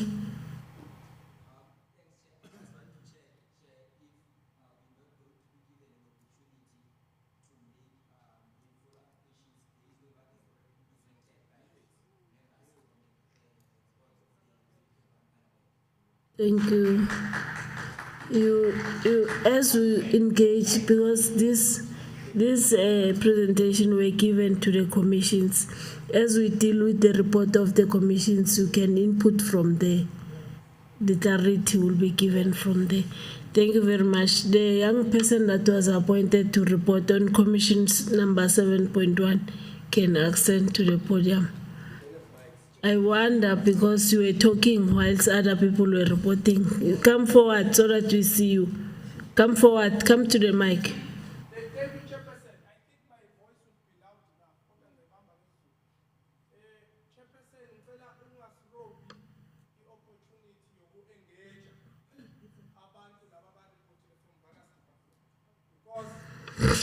year, siresolve kuma-issues amaningi.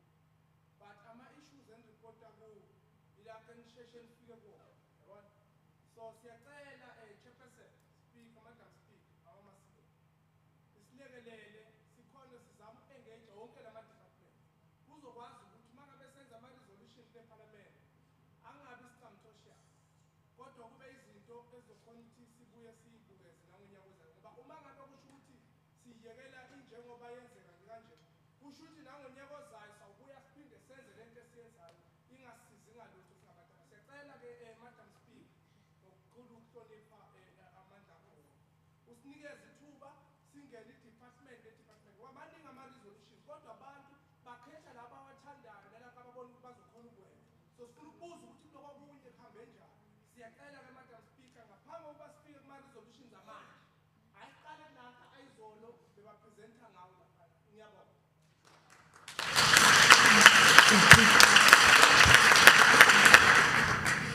Siyabonga isicelo kodwa ke sizohamba kanje lesicelo. Bazoreporta kulama commissions, mas engage nalama commissions. Sifake ke nalama clarity seeking question esiwafunayo ukuze ama resolution afole to lama thematic area. Angithi ekugcineni kwelanga kufuna ukuthi ama member we legislature khona ukuthi monitorela uku-implement kwalama resolution nalama question eninawo amele afole into the thematic area so that nakubhalwa i-report akhona uku-implement akhona ukubhalwa kahle from there. Aba ready.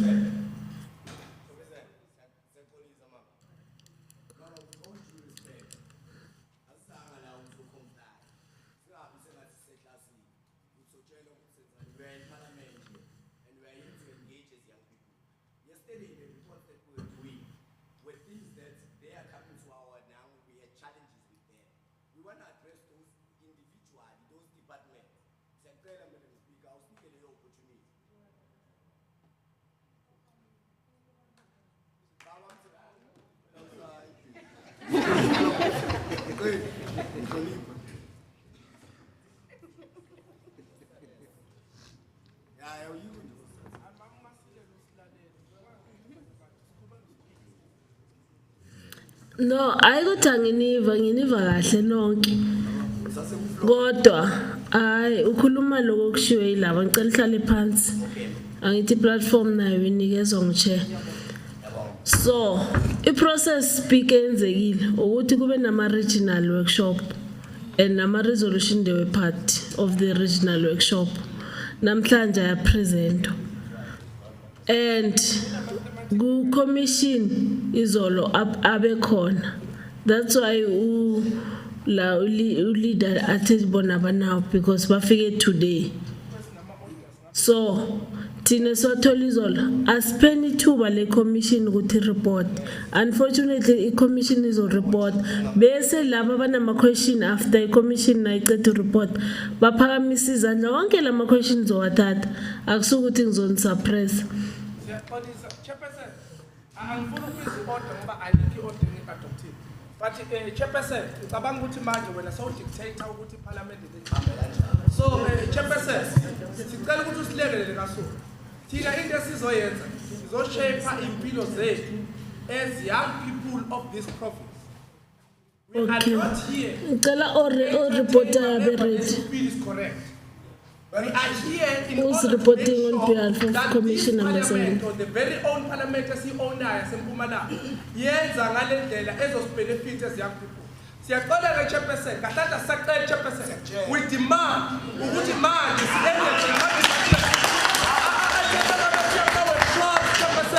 Safika babhale only 2 lines benza ama responses and then from the response from the workshop sebaqala manje ukufaka ukuthi ngoba bese uthi we want to raise questions. Chairperson, ungasibhaleli unless the parliament is yours. Yes. Tell us how much as young people and then you remain with your own parliament.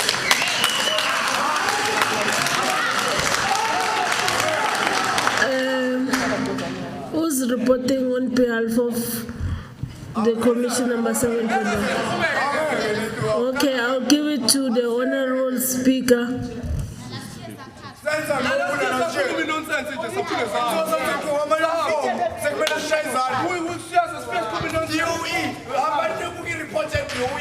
Order. No. Order. No, order you. Can you?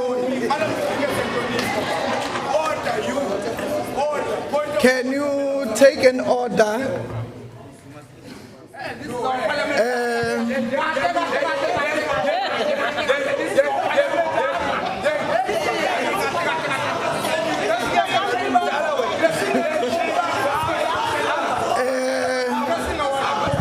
you please be orderly? Can you please be orderly? Can you please be orderly? This is the house and you must respect will it. be told by the speaker. Will be told Can you please be orderly? Can you please be orderly? Firstly, let me apologize because some of the departments are not here and some of the MECs have tendered apologies because of government business. And I have directed the Select Committee on Women, Youth and People with Disabilities that the Youth Parliament must not be a talk show, but we must be able to make sure that the government account to the people of Mpumalanga. And before we will convene another parliament, they must tell us as the Select Committee because they must make sure that the departments account on all the resolutions. To say for 2021, we had 50 resolutions as Youth Parliament. And the departments managed to implement maybe 30. The still outstanding 20 will still, it will be still ongoing until it's being implemented by various government departments. And you must know, now we have convened this parliament and the departments, APPs, known as the Annual Performance Plan, have already been approved, but you are making submissions on new resolutions. And the committee on the Select Committee must make sure that in the next financial year, the resolutions are captured in the APP. We want to see implementation on those resolutions. All the resolutions will be implemented. We can hear you, we hear your plea, but can you please pardon us because some of the departments are not here to respond to some of the resolutions, but that does not mean those resolutions will take it to the dustbin. Those resolutions will still be ongoing. Thank you. Thank you very much, Honorable Speaker. The report here must come close. You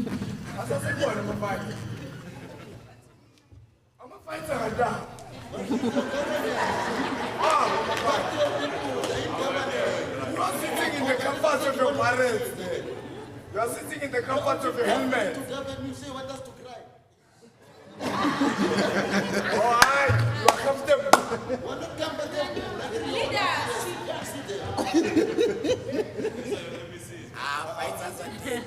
Over to you, sir.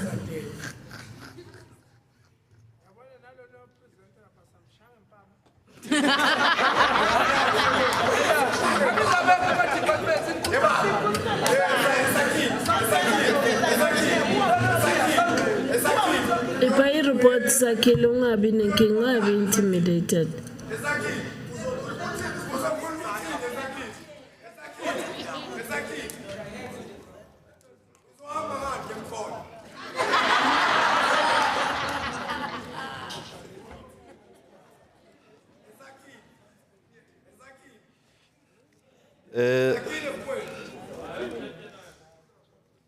Thank.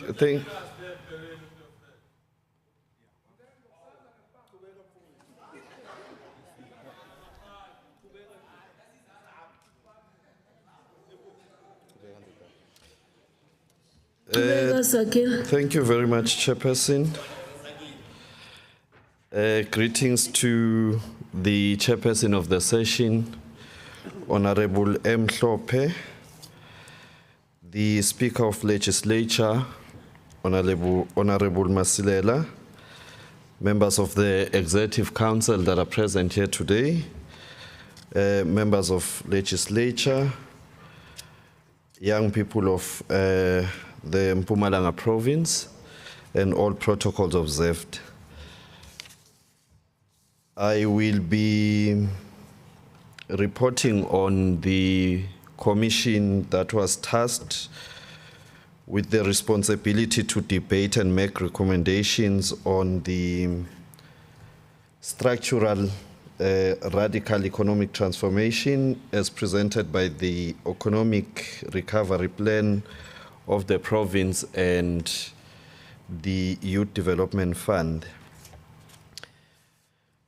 We noted the presentations by the Mpumalanga Economic Recovery and Reconstruction Plan, which was made by the Department of Economic Development and Tourism, and also presentations from the Mpumalanga Growth Agency and the Mpumalanga Tourism Parks Agency. And also we listened to the plans that they have, and also listened to the presentation with regards to the Mpumalanga Youth Development Fund from the Office of the Premier. The Commission further noted that there is a high rate of unemployment in our province. I think even from the keynote address, we heard that there is about 65.4% of young people who are unemployed in our province. We've noted that one as well. We've noted that the economy is still in the hands of the few who are somehow politically connected. We've also noted that the COVID-19 has had a very devastating impact on our economy. We've noted that a number of people lost their jobs as the result of the COVID-19 pandemic. We've also noted that most businesses were shut down as the result of that. Upon discussing that, the Commission resolved on the following that, first one, the Mpumalanga Youth Development Fund should not have a closing date as it is currently. It should be open throughout the year so that when a young person has a business idea can be able to approach the Office of the Premier and not only wait for an open call for applications. We've noted that the Mpumalanga Tourism Parks Agency, they must also ensure that I think in part of their presentation, they presented opportunities that young people should tap into that one. The Commission resolved that those opportunities should be accessible to the young people, and it should not only be in black and white or in a stamp type of a thing. The Tourism Parks Agency should also ensure that young people are participating equally in the tourism industry. Government must ensure that the businesses that are run by foreigners are compliant with the laws of the Republic, because we've noted that some, if not all, these businesses that are operating in our country that are run by foreign nationals are not taxed. So we note that, or we are saying that the South African Revenue Services should take note of that and make sure that they are taxed. Also, the legislature must enact a legislation which will make sure that certain businesses, more especially the township economy, is only reserved for the citizens of the country. The Department of Economic Development, the Department of Economic and Tourism should also ensure that young people are consulted on the Mpumalanga Recovery and Reconstruction Plan, and that young people should also, we were told that there is a selection committee that sits in terms of the approval and all of those things. What we have suggested is that they should involve the young people to sit in that committee, maybe for a period of 6 months, we should also assist in terms of creating employment. The reason for making sure that they are sitting for 6 months is that people must not get comfortable in their seats, because we've noted that some of the beneficiaries might be those who are connected somehow to friends in high places, if I may. The economic recovery and reconstruction should create economic and job opportunities for young people. Kungabi into esicamtho kuphela kodwa yenzeke ibonakala. Also, we've noted that there are 64 young people who benefited from the Mpumalanga Youth Development Fund, or 64 businesses. What we were asking ourselves yesterday, I think it was the keynote speaker who said they were present at the premier's event yesterday.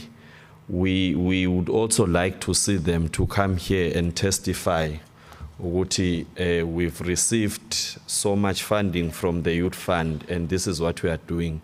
Kungabi nje ukuthi sizwa ngokuthi enkangala sithola abantu abangaka, eGerti sathola abantu abangaka, and so forth.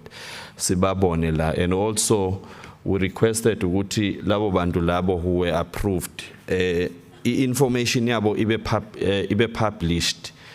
Sizwile ukuthi ke there are laws governing that, ukuthi ke before you publish information yomuntu you need consent, but this is taxpayers' money that they are getting, so we should know who was funded from where and what businesses are they doing. We would have loved ukuthi sibabone today, babuye bazopresenta nakuthi sibenefite kanje, bangahamba bayotshela uPremier kuphela ukuthi siyabonga Premier sithola imali engaka, but nathi as young people we need to see them so that we can support them as well in their businesses. The Office of the Premier should ensure that government at least set aside 30% procurement for young people, as overpays for young people. I think it was also covered with some of the speakers. Ngicabanga ukuthi njengoba silokhu siyiphinda siyifaka, it's not being implemented. Can it be implemented? Kungabi into esicamtho nje ukuthi there's a 30% set aside for young people in businesses. Lawo mathenda nawo aswathole, singanikwa la mathenda abo 10,000 nabo 20,000 nala ama-million anesinike nawo. Also, there were issues around certain areas. We request the Department of Mineral Resources to visit the Msualikwa municipality. There is an open mine, esemsualikwa, engakavalwa, and young people there wish to enter into that space because ayakavalwa. I department or in our funds ukuthi leyo mine ivalwe. Lawo funds are allocated to young people bazokhona ukuthi bavale leyo mine because it is a danger to abahlali balaphaya. Also, there is Barberton Mountains, which is now a World Heritage Site. when we were discussing, we were told ukuthi kunama zama lapha ahleli nama AK. So it's very difficult to enter into that. Even no government uyasaba ukuyongena lapha. So if needs be deployani SNDF ihambe iyodila nalesi simo lesesilapha, because you cannot say it's a World Heritage Site and you want young people to enter into that space, bavula ama hotel and all of that. Kunabantu abahleli nezikhali lapha, so ngena njani lapha sidutshulo. So anifaka amasotsha ayodila nalabo bantu labana ukuze sothi mangabe sesofaka ama hotel nazo zonke lezi zinto kube right. Also lento ye youth fund kuthiwe ayinga benefit abantu who are politically connected, ayibe into open nalokuthi kungabi ukuthi a certain region izoba allocated, izoba ne special preference. For instance ukuthi kuzothiwa ihlanzeni ithola ama millions and then a certain region izothola leza abo 100,000 or 50,000. So I benje spread across ibe right, kungabi ukuthi u connected kubani ukuze uthole leyo funding leyo. Another solution, recommendation, ukuthi NYDA must also be a friend of young people. Often at times when NYDA comes to run their programs, procurement are not done not done from young people who are owning businesses. Uthola ngabantu abadala. Like a simple thing, provide catering, siphakelwa bogogo lapha. This is a national youth development agency, and you are coming to young people. It must be young people who are benefiting from that one. Even labo bandenso when ba invite kulawo my workshop lawo, they must be the ones also who are procuring lawo ma services that are needed. Also the issue my youth desk in municipalities, ukuthi kuyacelwa ukuthi ke salani nifaka abomega nabo NYDA and these other entities babe visible also in the municipalities babe khona. There was also a recommendation ukuthi le fund ka 90 million or le fund le Mpumalanga Youth Fund ukuthi kungakuhle ukuthi ibe dispersed to the municipalities so that even those who are in the deepest of the rural areas, they can access that fund. Because we get a challenge ukuthi maybe others are not able to access that fund because kusekudeni la kumele ba submit khona ama applications. Nokuthi also is down on the red tapes that are there in terms of accessing Laoma Fund. Another recommendation, ukuthi fund, the Mpumalanga Youth Fund, it supports people who have businesses that are already operational. Ukuthi can the youth fund also address the issue of ama purchase order? Mangathiwa nginethenda nje somewhere laphayana and anginayo funding yokuthi ngi-supply, can the youth fund also look into that? Not only the youth fund, even your mega and other entities that are supporting ukuthi bafake le issue of ama purchase orders or procurement yokuthi bakwazi ukuthi ba supply services, not only ama products. We've heard ukuthi a lot of young people, especially those who are applying for the Mpumalanga Youth Fund, if they are applying for services, for instance, there were issues ukuthi if you are applying for personnel development, if you want to train your staff, those type of businesses, they are rejected. Ukuthi can the youth fund also look into that and make sure ukuthi such businesses are also assisted?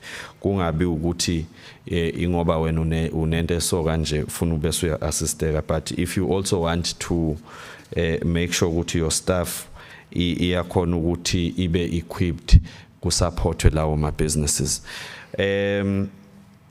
Uguti, I think it's the last one, young people uguti kuyaceleka ukuthi nabo they must also serve kuma SEZ. Kungahlala abantu abadala kuphela nabantu abasha bahlale lapho kulawo mabhodi.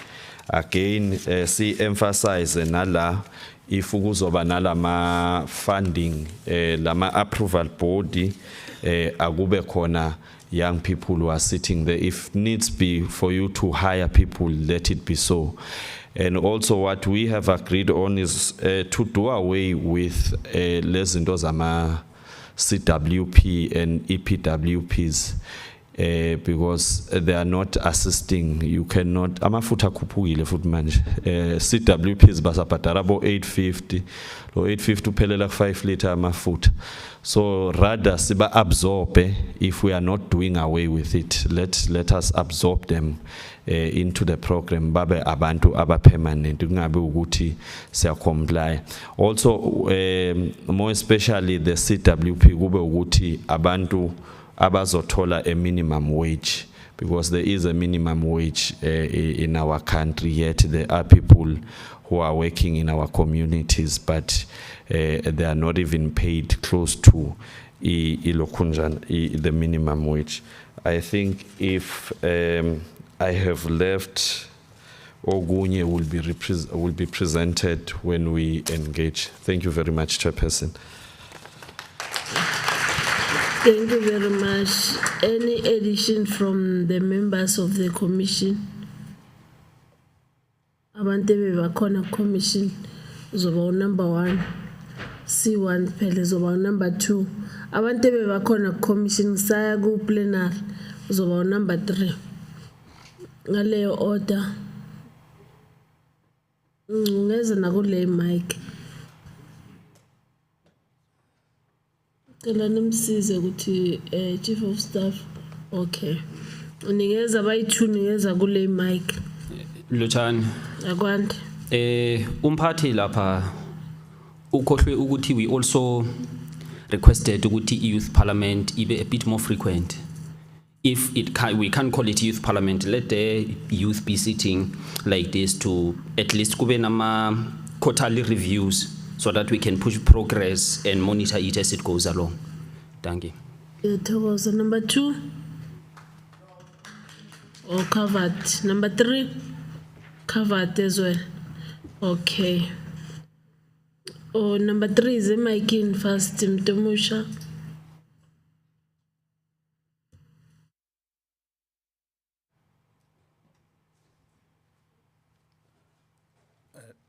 Thank you very much, Chairperson.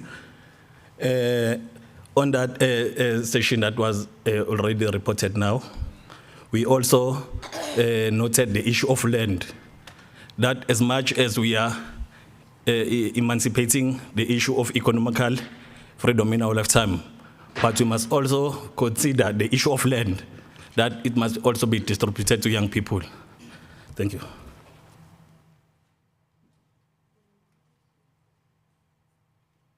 Soweto covered. Okay.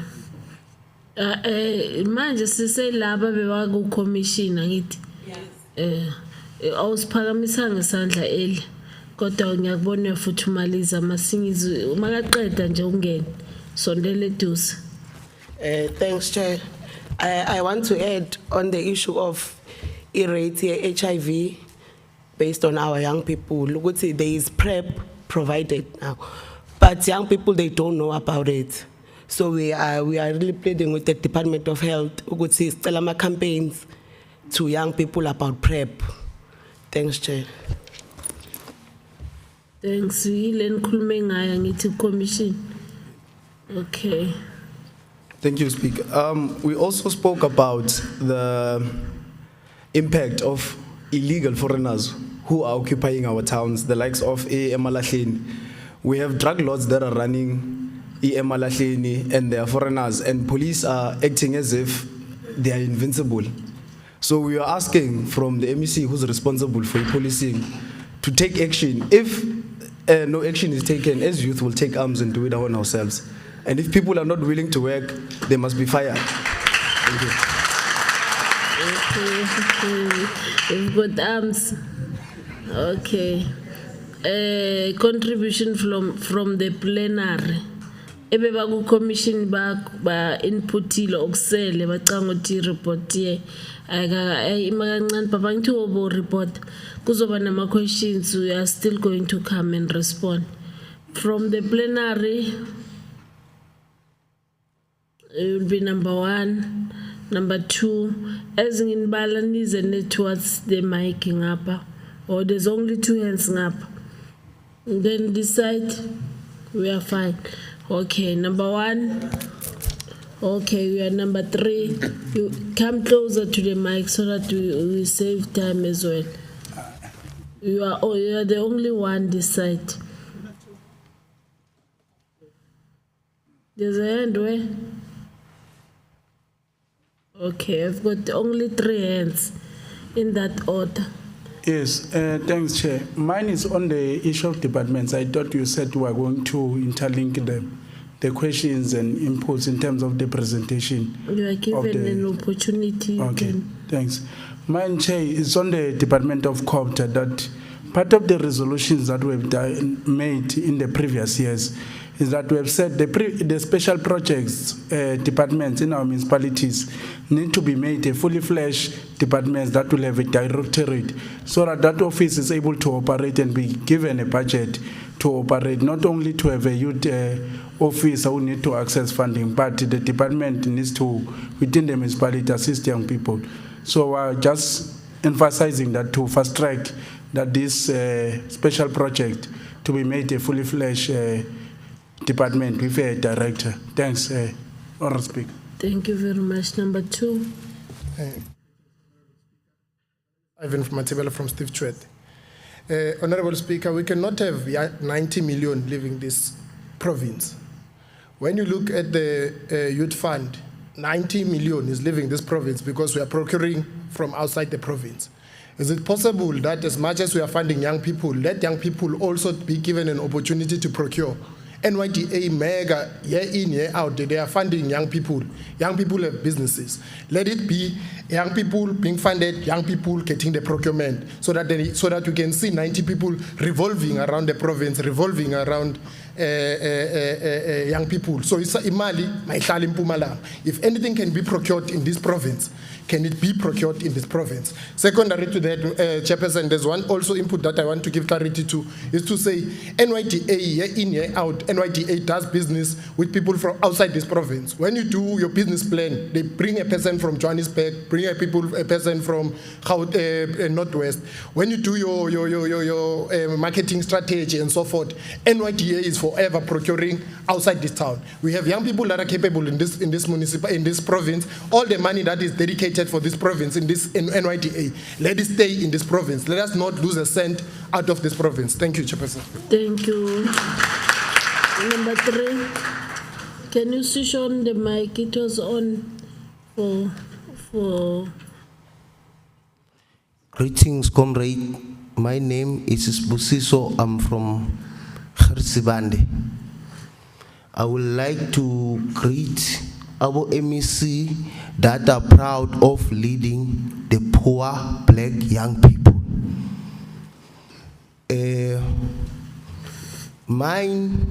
I'll propose ukuthi I'm from Sugalikwa sub-region in Khersibande. Currently in Sugalikwa, there are investors that are building a mall. Then currently we have what we call a shopping center, and some of the shops there are going to move 1 November, my volume mall. So what are we going to do? Ngale space magmuvala ma shop lawaya. Ngale 90 million that is allocated for young people or youth development. Why don't we ukuthi lama space azosala lapaya government wasempumalanga afande ama co-ops for lama space they can run their own businesses there kungaze kungene ama foreigners. That's my suggestion.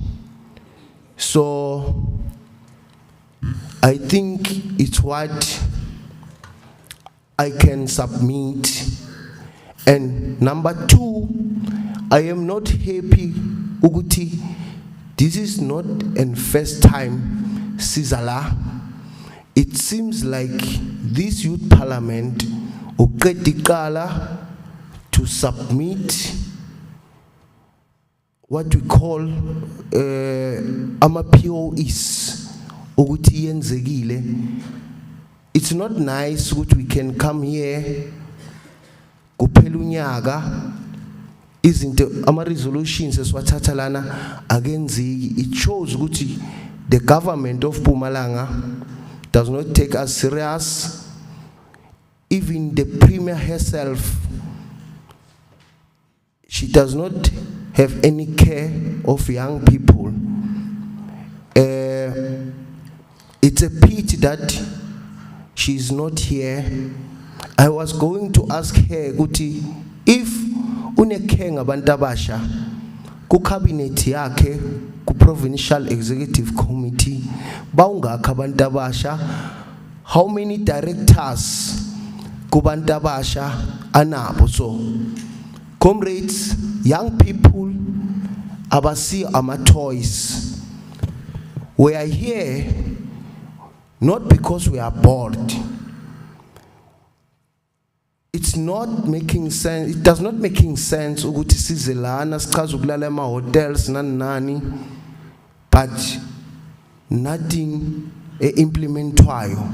So that's my main worry. Please, young people, I lobby you ukuthi next year if they host such an event, if one of these resolutions are implementwang, this provincial legislator sizoishia ingasi inhle kanje. Thank you.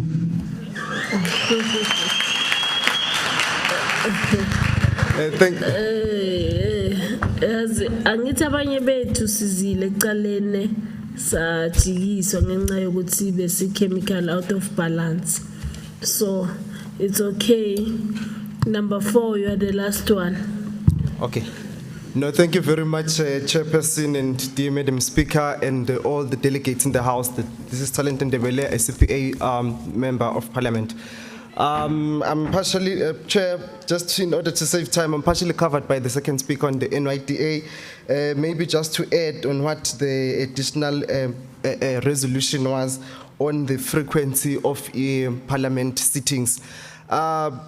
Let me start on the labeling of the engagement, that it has been labeled as the follow-up.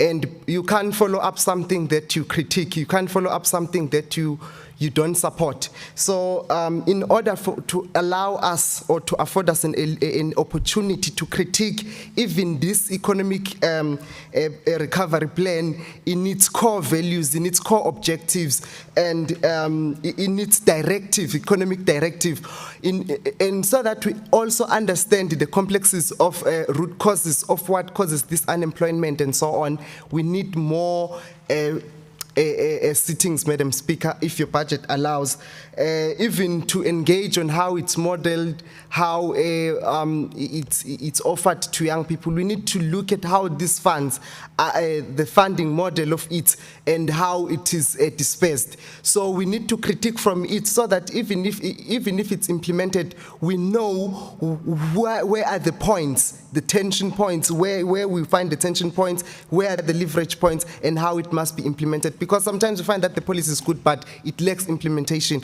So in order for us to be afforded that opportunity, we need more sittings, Madam Speaker.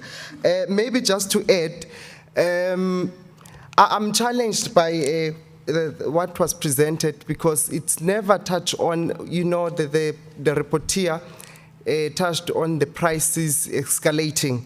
We need to look at those issues at length and in deeper lenses. Because you find that farmers are producing grains, but those grains, they can't determine the price of the grains. It's determined by the international market. Whether we have a demand or supply of grains in South Africa, But if the international market says the price of the grains because of that war, so and so, then it must be this price. Then it becomes the order of the day. So that cannot be allowed. We need to look at these issues at greater length, and we need more time to assess those issues. Thank you very much, Chairperson. Thank you very much. Reporter from the Commission, who else will assist you in trying to respond to questions? You'll obviously note the issues that are raised, in particular the issue that I've heard coming from the plenary, the issue of having more frequent sittings. So you come and respond to. There were hands raised, Angisho. No exigency la. There were hands raised. I've even given comrade la without even raising hands. So awenzi njalo ukuthi wena abantu bakhulumile so ufuna ukuvuka umoya. No. We don't do that. Commissioners, come and respond, those that want to respond, in case there was a charity seeking question. Thank you, Chair. You can proceed. Thank you, Chair. I'm not sure of the questions, Noma Imonga was one, but just to emphasize, we did indicate, it's just that I forgot to mention the issue of EU Parliament sitting frequently. We spoke about at least 4 times a year, kungabi ukuthi into ye compliance ukuthi sizofika nge-youth month. Also, what I forgot was there's 2 TVET colleges, I can't remember, but asehlanzeni that are now not operational. I-request ukuthi sicela ukuthi lawo ma TVET college i-department or government ufake funding ukuthi rehabilitate kuzokwazi ukuthi kuqhasheke abantu, and then nabantwana bakhona ukuthi bakhona ukufunda, because ahleli and those buildings sewa turn into a criminal hub. So ala ehlanzeni, I'm just not sure if it's Barberton or somewhere, but there are those colleges esikhulume ngawo, I think awu-2. Yes, pushback reach, thank you. As a pushback reach, uthi sicela ukuthi kuphume funding yokuthi ayo lokunjana ayolungiswa. Thank you. On behalf of government, Honorable MEC Manzini, there's a comment that may perhaps you'll have to come in on behalf of government. Okay, Honorable Mrs. who want to come in. On behalf of Honorable MEC, on behalf of Honorable Premier, it was Honorable Manzini. It's not that Honorable Premier is not here and there's no one on behalf of government. There are 3 MECs present here. But it's okay, when she comes back, she will come and comment. On that note, you are taking the second commission. If you want to speak, you'll raise hands when hands are requested. And then you'll be allowed. No one will be suppressed unless we all comply.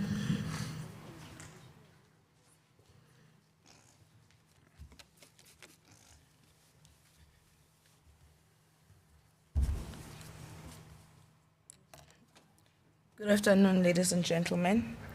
Chairperson of the session, member of the executive councillor present, and all protocols observed. My name is Balisan Tlapo from the Baliseng municipality. I stand here to agree with the commission based on the basic income grant as social assistance to young people.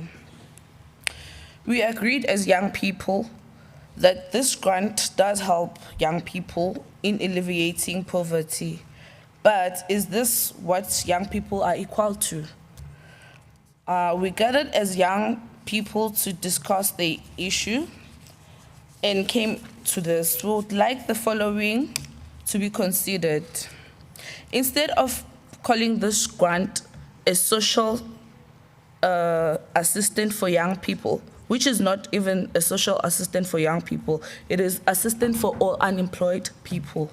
We would like it to be called we would like to have an unemployment youth grant that will be issued in this form to equip young people in scarce skills that are needed in South Africa.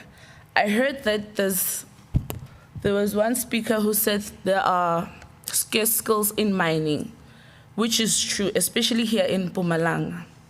Sinamamaini amaningi, and young people are still not equipped with the skills of mining. Could it be that the grant is issued in a form of skills training for young people to gain skills in mining and agriculture? By having these skills, it will create employment and alleviate the government from borrowing and also decrease unemployment rates.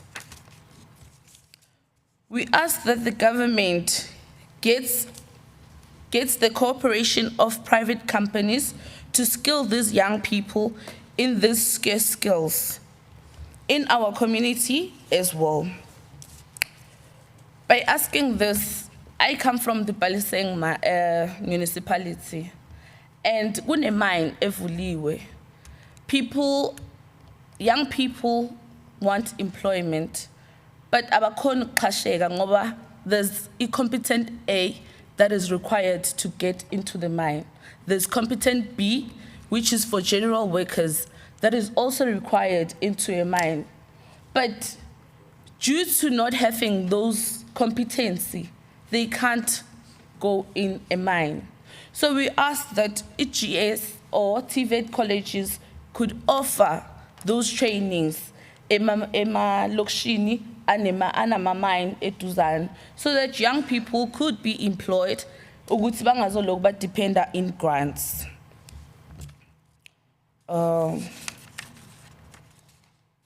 We also don't want to be the youth of handouts and grants. Sibancane kakhulu ukuthi sesingadependela ku grant ngathi sibogogo asikhona ukusebenza. Niyasichwalisa government wethu ngalento yema grants. We need to work as young people. We don't want to be the lazy generation that our future kids look into and say, ay abazali bethu bebabhizi batholana nama grant ayikho into abayenzayo. So siyacela nje ukuthi sicela ukuthi nibhekelele kuloko. I-grant siyithola kanjani? It's funny because mawufuna i-grant mele ube ne-data kuze apply.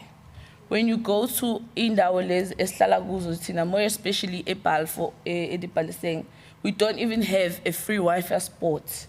Last thing I khona siyofuna ukuthi siya apply for any jobs. We end up end up ngalama grant wakhona lawa angasisi nandawo futhi. So siyacela ukuthi akube nama Wi-Fi spots la sazikhona ukuthi young people will go there bayofuna ama opportunities womsebenzi.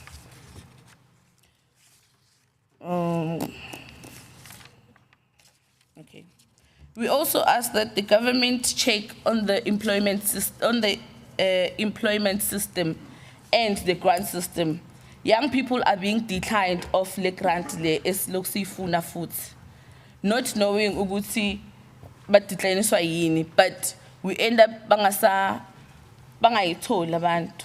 So we would like ukuthi government check on that ukuthi how are they employing these people and do they have the necessary skills? Because young people we do have graduates who are young, but they're unemployed. They end up bathola yona le grant futhi, and also end up badecline yona futhi leyo grant leyo. So we thank you for that. We would like you to look into that.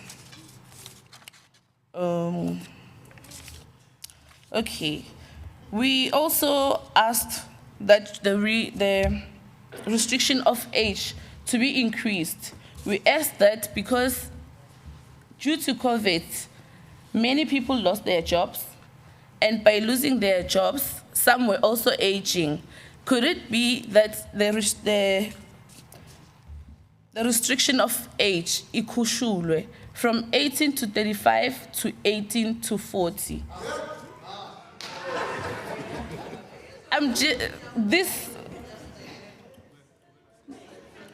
We asked that due to good a lot of people lost their jobs. Imani. But how can you have? Sorry, ma'am, Imani. Let her present. You will be given an opportunity to disagree. Yeah, present as you after you have done, they will be given an opportunity to critique and agree or not agree with you. You can proceed. Okay. Okay. Now I'm lost.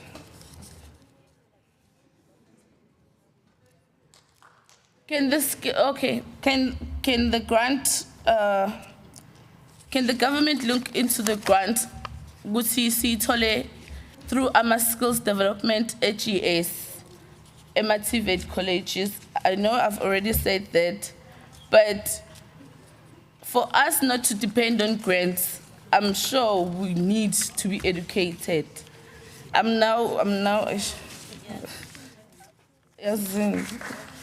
but thank you. I'm not figuring out Google, but I'll figure Google.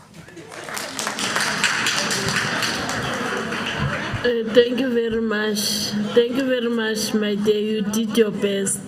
You don't do that to your peers. And Funatina, Awokoko Sintate Siras. Please. Any further input from the commissioner? From the commissioners? Labe attended the commission. Uzoba number 1 fighter Ndlovu. Number 2, number 2, number 3, number 4, number 5. Musinkali commission pansini. Number 6. Number 6 hands this side, and then land the land so that we save time. Imakala, number 1. Were you in the commission? Wait, your time will come here. Number 1, number 2, number 3. Only 3 hands from this side. Can you come to the number 4? It's fine. Can you come to the podium? I will start with these ones because they are main. And if I permission, please, please,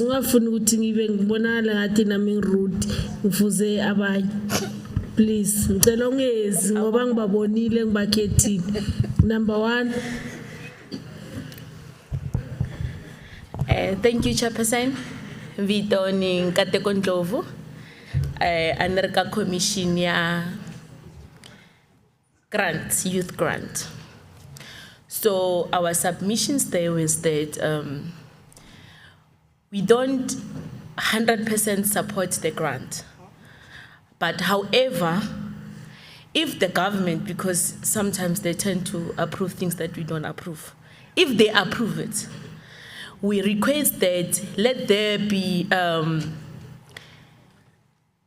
rollout it must have a category, in a sense that they must also consider that there is a majority of young people out there with degrees, some with diploma, some higher certificates, some matrics. So when they roll out this grant, they should categorize the money based on the achievements so that we can also encourage those who are not pursuing their education, because once the rollout can be one is to all, it will make some of our youth not to pursue their future dreams because they will be comfortable. Because some of us actually, we are from a family where both parents are working, then it will be a plus. If I'm having 1,000, and then why should I go to school? Because I'm covered by both sides. So those are the if they decide to make a roll out youth grants, they should categorize it so that it doesn't harm our future generation and our society, and not to promote a crime. Because sometimes when someone have a lot of money without, education, it does, even though you don't go to work, but it does help somehow upstairs. So that was our one of our submissions. And our second submission was that the generation or the era that we are in, it's shifting. We've seen the statistics South Africa when they brought a report, high unemployment rate. They counted between the age of 15 to 35. So according to me, when we look at that, it's a statistics or strategy that was used maybe in young fund Egypt, because then Bevele, a 15-year-old was looking for a job. Then a 16-year-old was looking for a job. That's why in the statistics, it was forecast from that time, that age. So can we please shift that? So to say that a 15-year-old today, an 18-year-old, 16, they're all in school. So can we shift that age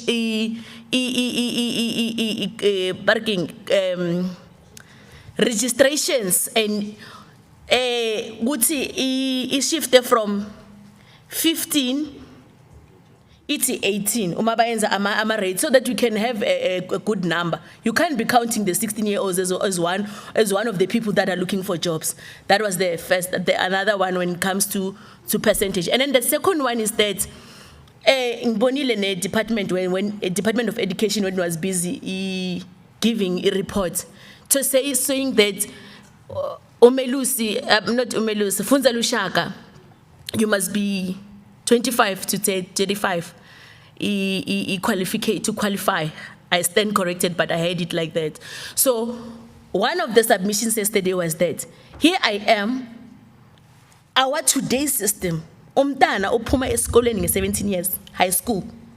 I'm 17, and then I want to pursue education as a career. Why do you give bursary? Do you give me bursary at the age of 25?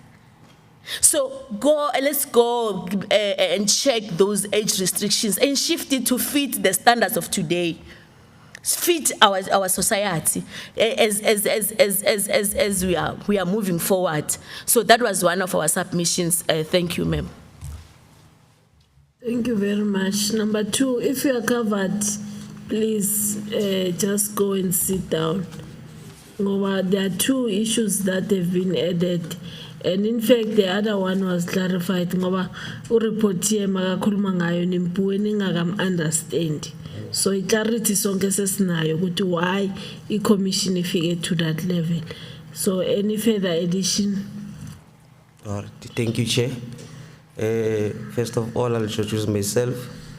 My name is Senzo Nkosi from Enhlanzeni, Entigazi zone. Chair, what I want to emphasize here, I think board speakers didn't emphasize the grant. What is the grant that we are talking about? We are not specifically speaking of the 350 relief grant fund.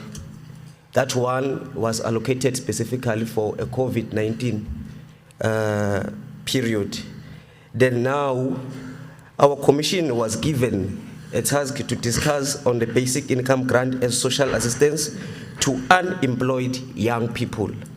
So in the commission, we have discussed that and agreed that the government should provide the unemployment social assistance grant to young people that are unemployed. The reason why we say that, because we are facing a very high unemployment rate and the standard cost of living is very high. And we have also agreed that this grant should be applied by all young people who are unemployed and those who are working but earning less than 3,500, which is the minimum wage that is was set in South Africa. And also the age. We also check that this grant should be applied from people over the age of 18 up to 35. Why we say that? Because now if you can check, a lot of grants, they say you must, okay, I'm sorry to say this, but if you check most of places or in South Africa, they refer a young person from 14 or 15 years, if I'm not mistaken. But in this grant, we strictly say it must be from 18 to 35 because a 15-year-old child must be in school. So we can't refer that person as an unemployed young person because he or she must supposed to be in school. Thank you. Thank you. Number 3.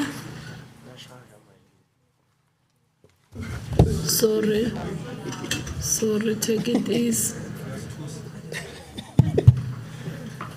Thank you very much, Honorable Speaker.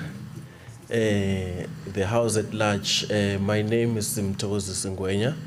I come from Goma sub-region in Ward 26.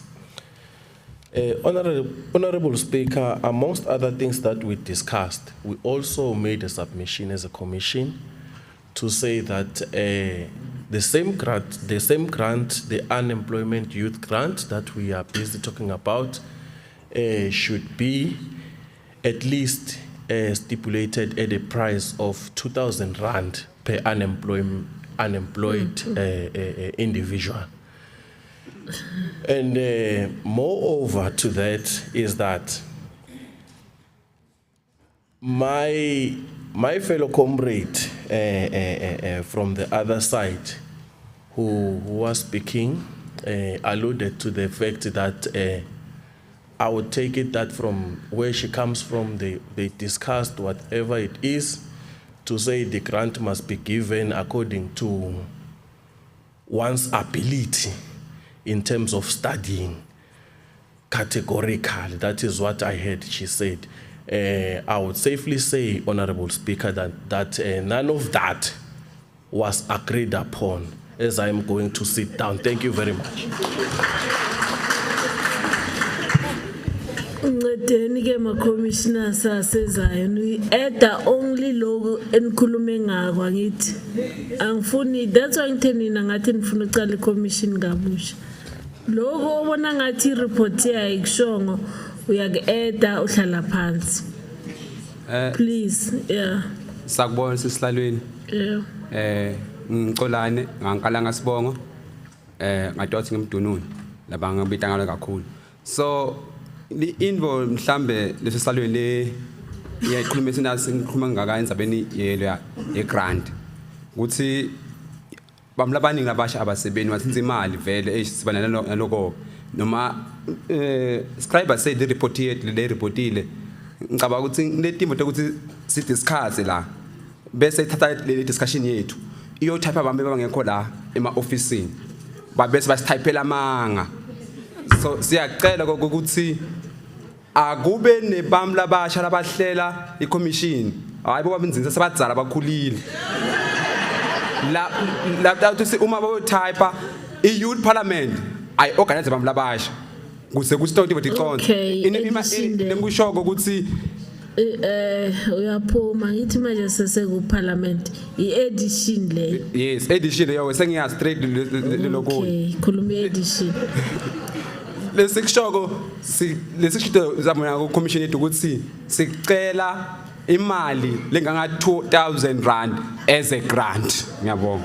Okay, sebayikhulumile indaba ye-grant ngicanga ukuthi izwile bakithi ukuthi bathe abantu abasha bacela i-grant 2,000 we-grant kusuka ku-18. Manje le uyi-edayo bangakayi-edanga ke mntana Mandla awethu Rayo lang lion rayo edition le. Oh, I'm a comrade.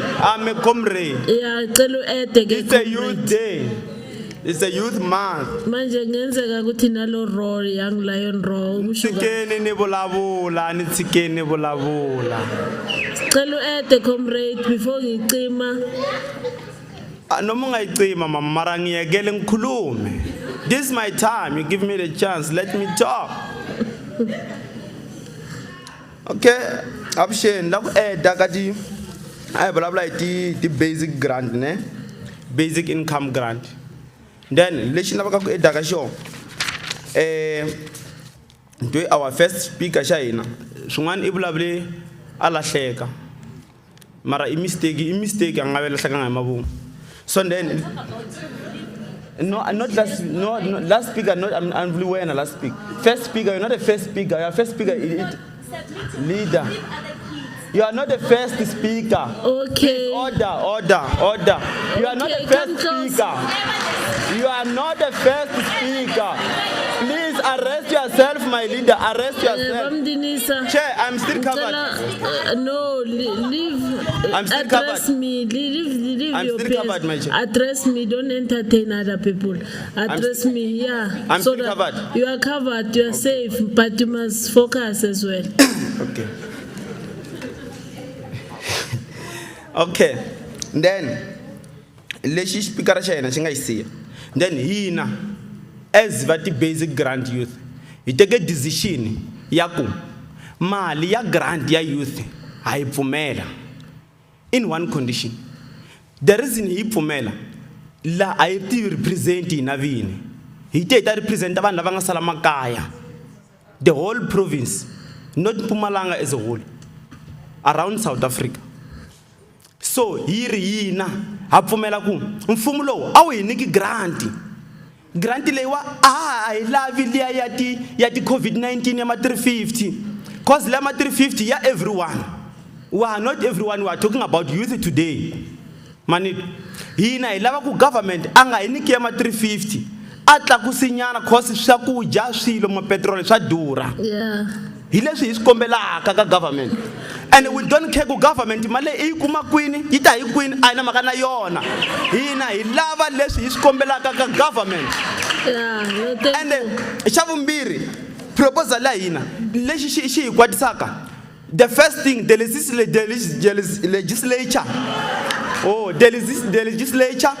yi na ti empty promises. Inati empty promises in one condition. Vai promise ku today va ta hi nyika t-shirt at kona. It means ku leswi va nga hi byela ku hi ta tisa a proposal ya hina hi ta vulavula hi timhaka ta ti-youth grant swi nge humeleli.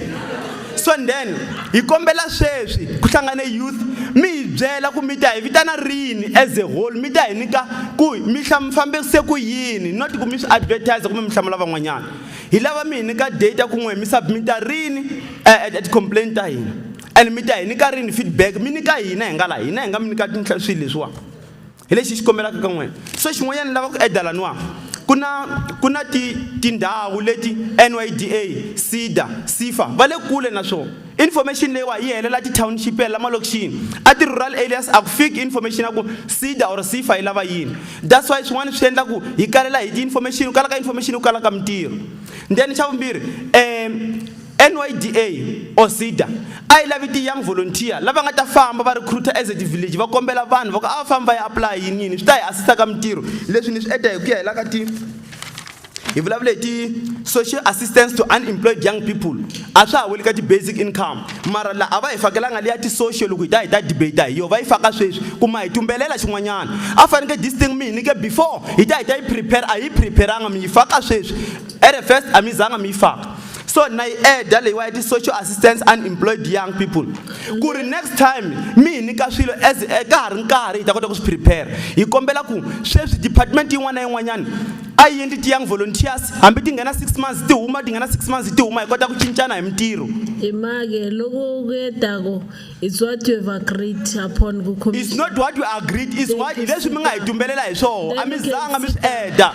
You can sit down. No, I can't sit down. It's Listen to me, my chair. Come closer, the next one, come close. Because if you want you can speak. We are not open. Amanda.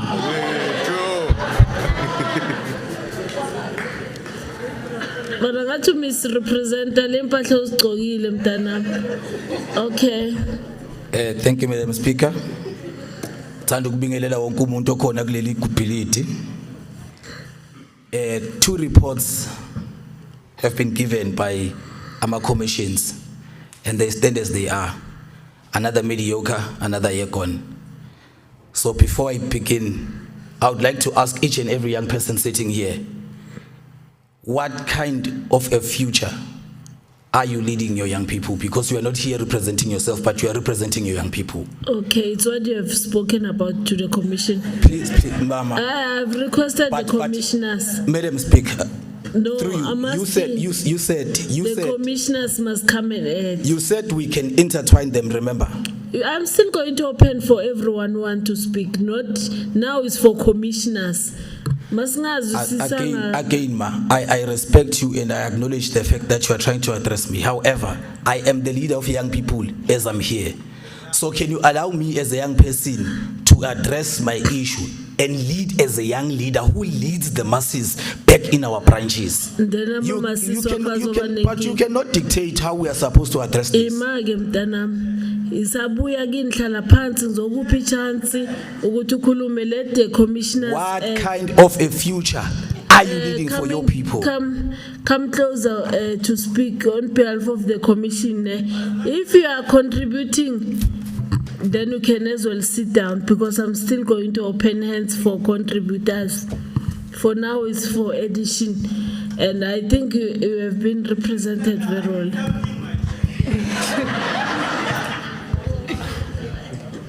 Greetings to all the members of the House, Lady Speaker. I am Rifilwe Shabalala from Khatsibandi District in the Lekwa municipality.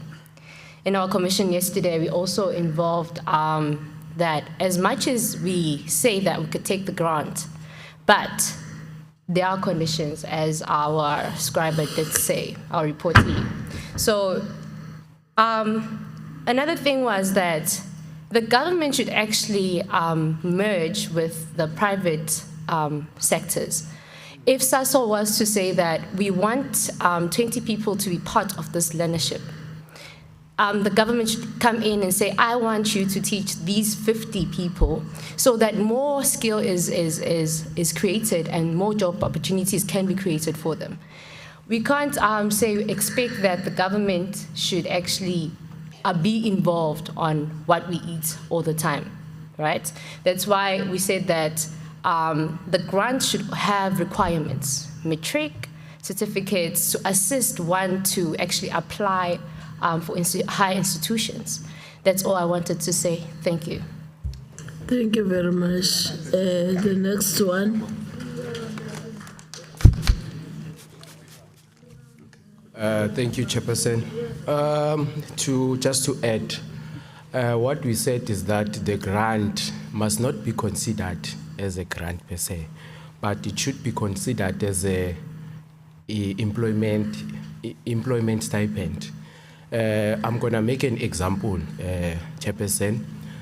Currently, we are running a project of NYS, which has employed almost 500 young people, and they bangena 16 hours a week. So now, if the government can approve the grant, at least they should adopt this kind of programs whereby umuntu omusha kangene kayi-1 or kayi-2 in a week. Just to work physically, or if they do not want to work, they must receive skills. And then we know ukuthi inyanga nayiphelayo there's a certain amount a young person can able to receive than just to ukuthi sithole imali sihlele ekhaya. So that's what we have agreed on. Thank you. Thank you very much. Number 3. This side, you're doing well. You are adding. Good afternoon, ladies and gentlemen. Afternoon, Honorable Speaker, and thank you for the opportunity. The man or young man standing in front of you is Kumbuzo Letape, a young leader and someone who believes in youth development. Speaker, as young people in the Commission of Basic Income Grant, as we looked into the Basic Income Grant, we saw that it would be good to have the grant, but there should be specific requirements or specific benefits, not to create young people who are lazy, not to create young people who will be dependent far too long on the government. South Africa is currently under a huge debt of 4 trillion rands. We've already borrowed 7.6 billion rands from the World Bank. So if we are saying that we're going to give out a basic income grant to unemployed young people to just sit at home and know that the month is going to end and get paid, then that means asiyi ndawo njenge South Africa. We should rather have young people who are willing to be entrepreneurs to be given business starter packs. If there's young people who want to get skills programs that are going to benefit the young people. We currently even have a presidential youth employment initiative where the government has already employed young people who are general school assistants and education assistants. On that program, I want to stress a lot on the education assistants. If that program could be made permanent and get those education assistants who are interested in being educators to be enrolled whether with UNISA or the Northwest University and study further in completing a degree in education, so that we know that if educators that are currently working retire, we do not have a frustration as from the Department of Basic Education to have schools which have less shortage of educators. Right now, I'm working with Azale Combined School. That school has a shortage of 7 educators. And the Department of Basic Education has not taken that issue seriously. And more schools in Lekwa are also having a high shortage of educators. If that program of the PYE is done the way that I'm recommending, we would go further and we would reduce even youth unemployment in our country. Thank you very much. Thank you.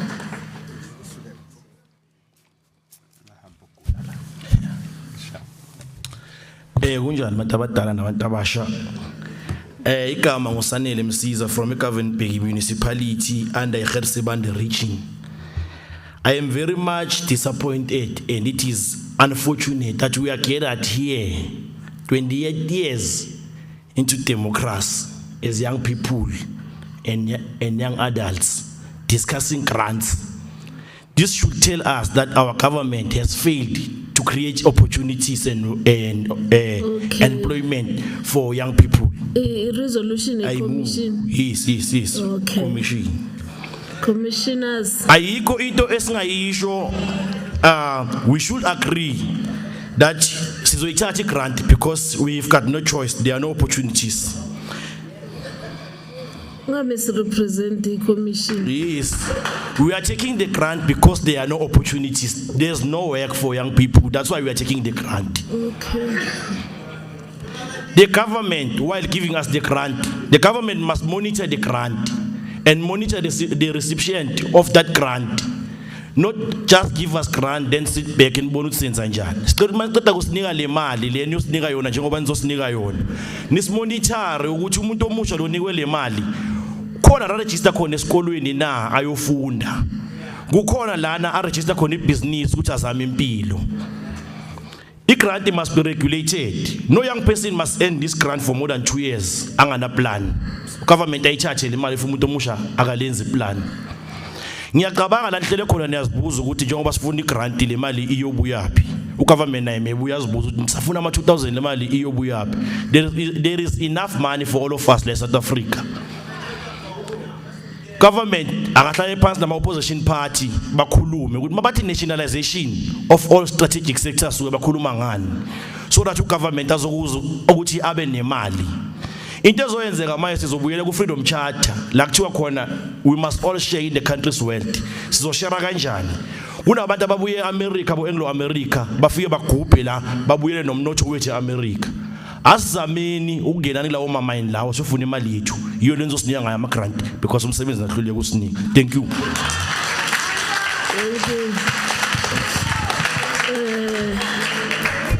Commission le inama different views. Le commission le it's fine. Ngizovulela plenary ukuthi input further ukuthi what is it that you are thinking around what the commission has reported. I want to give the graduate. I want to give you first. Ube number 1. Ube focus manje ukhulume like a graduate. U represent your town, no. Come close. Come to the mic, and then let me take hands. You'll be number 2. You have spoken, fighter. You'll be number 2. You have spoken. You'll be number 2. the comrade next to Palis. And then you'll be number 3. So kumele ngakhethi mfo kwenza njani? Izozoba number 4. We number 3, we number 4. Z4 izandla ngapha. Number 5, 6, 7, 8. Nibe focus angish. Ngiyazi ukuthi ni hungry to speak to us and focus ungakhuluma izinto ezizokwenza ukuthi sifune ukuyobheka isikole ofundekisa othola leziqo. Okay, this side you'll be number 1, you'll be number 2, number 3, number 4, number 5, number 6. Come this side. At least you guys are progressive from this side. Okay, yeah, over to you. You see you've got many hands. If you can try to summarize your issues. Okay. Okay, it's boy from Nhlazeni, what 36. And then Ndilaku back exactly what we decided yesterday. So hina lexi nga xi decide hi nga twana hi xo hi pfumelelana hi xo. Hi pfumelelane ku grant a hi lava. Lexi nga decide hi xo hi twane ku grant a hi lava cause government always wa hi khipa mintirho. Mintirho yi tshama yi ri ku humeni ti-learnership ta huma. The program taka vari NYDA ta huma ati vona. So swi le ka hina ku apply kumbe hi apply na. Mara the government loko a hi nyika grant I cover na lava ku ava na ti-matric cause loko ku a nyiki ti-assistance a ni apfula mintirho yo karhi lwa kalaka matric ya tirha kwihi. Lava va ku nwa xikola va nghenanga ku na xiyimo xin'wana xa ku xi sivele van'wana va ku va nga koti na ku fikelela xikolweni. And xa ku sungula a hinkwenu hi kotaka ku richa laka ku hi kuma ti-NSFAS na tiyini ni apply ya ti-government ya ka university na ti-college. So swiyimo swa le makaya swi hambanile loko hi teta a yi humi ka minti ya ku fana. So let us government a hleketelele munhu un'wana na un'wanyana sukusela le a nga koho ka province ka national ku ya fika le hansi ka ground level. Ku ku na swisiwana ku na swifumi ku na swifumiwa ku na timillionaire. So then a hi hleketelele once a khipa grant and a nga khipi grant la ku ni ta xava airtime a khipi grant la ku ni ta kota ku ni famba ni maketa hi yo ni ta kota ku ni jisa muti wa mehe sweswi le hinkwenu va bava hina vana xana vana va hlayisa hi yini we loko ni nyika 350 na va nyika yini vana va mehe. So government a hi hleketelele as a young leaders cause hina hi kotaka ku supporta this government ku yi va kahle. Okay. So xikombelo xa hina I ku not 350 a youth basic grant hi lava. Yeah. Mara a hi lavile ya ma 350 ya ti-social grant. I lava 2000. Hi lava either iva 1.5 mara not less than 1.5. Okay. No, we've heard it. The issue of grant, I think it's here, it's noted.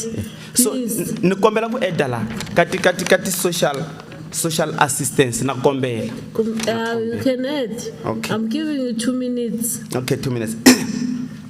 Kati social grant kusunguleni government loko a introducer ite a swikolweni ti-assistance ti ta nghena maybe 3 months ti huma or 6 months ti huma then sweswi va renewa.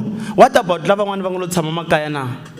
It means swi ri government I favor side ra yi-1 a hi backup hinkwenu and a vi na register leya ku maybe system va capture ka system ku lava applyile va tirhile ka ti-assistance to karhi and na titliniki mhaka ku titliniki ti Saturday ti pfala swa hi affecta hina vanhu va ntima a ni nge vulavuli hi valungu ha vabya na hi migqivela na hi sonto a hi vabyi Monday to Friday ntsena.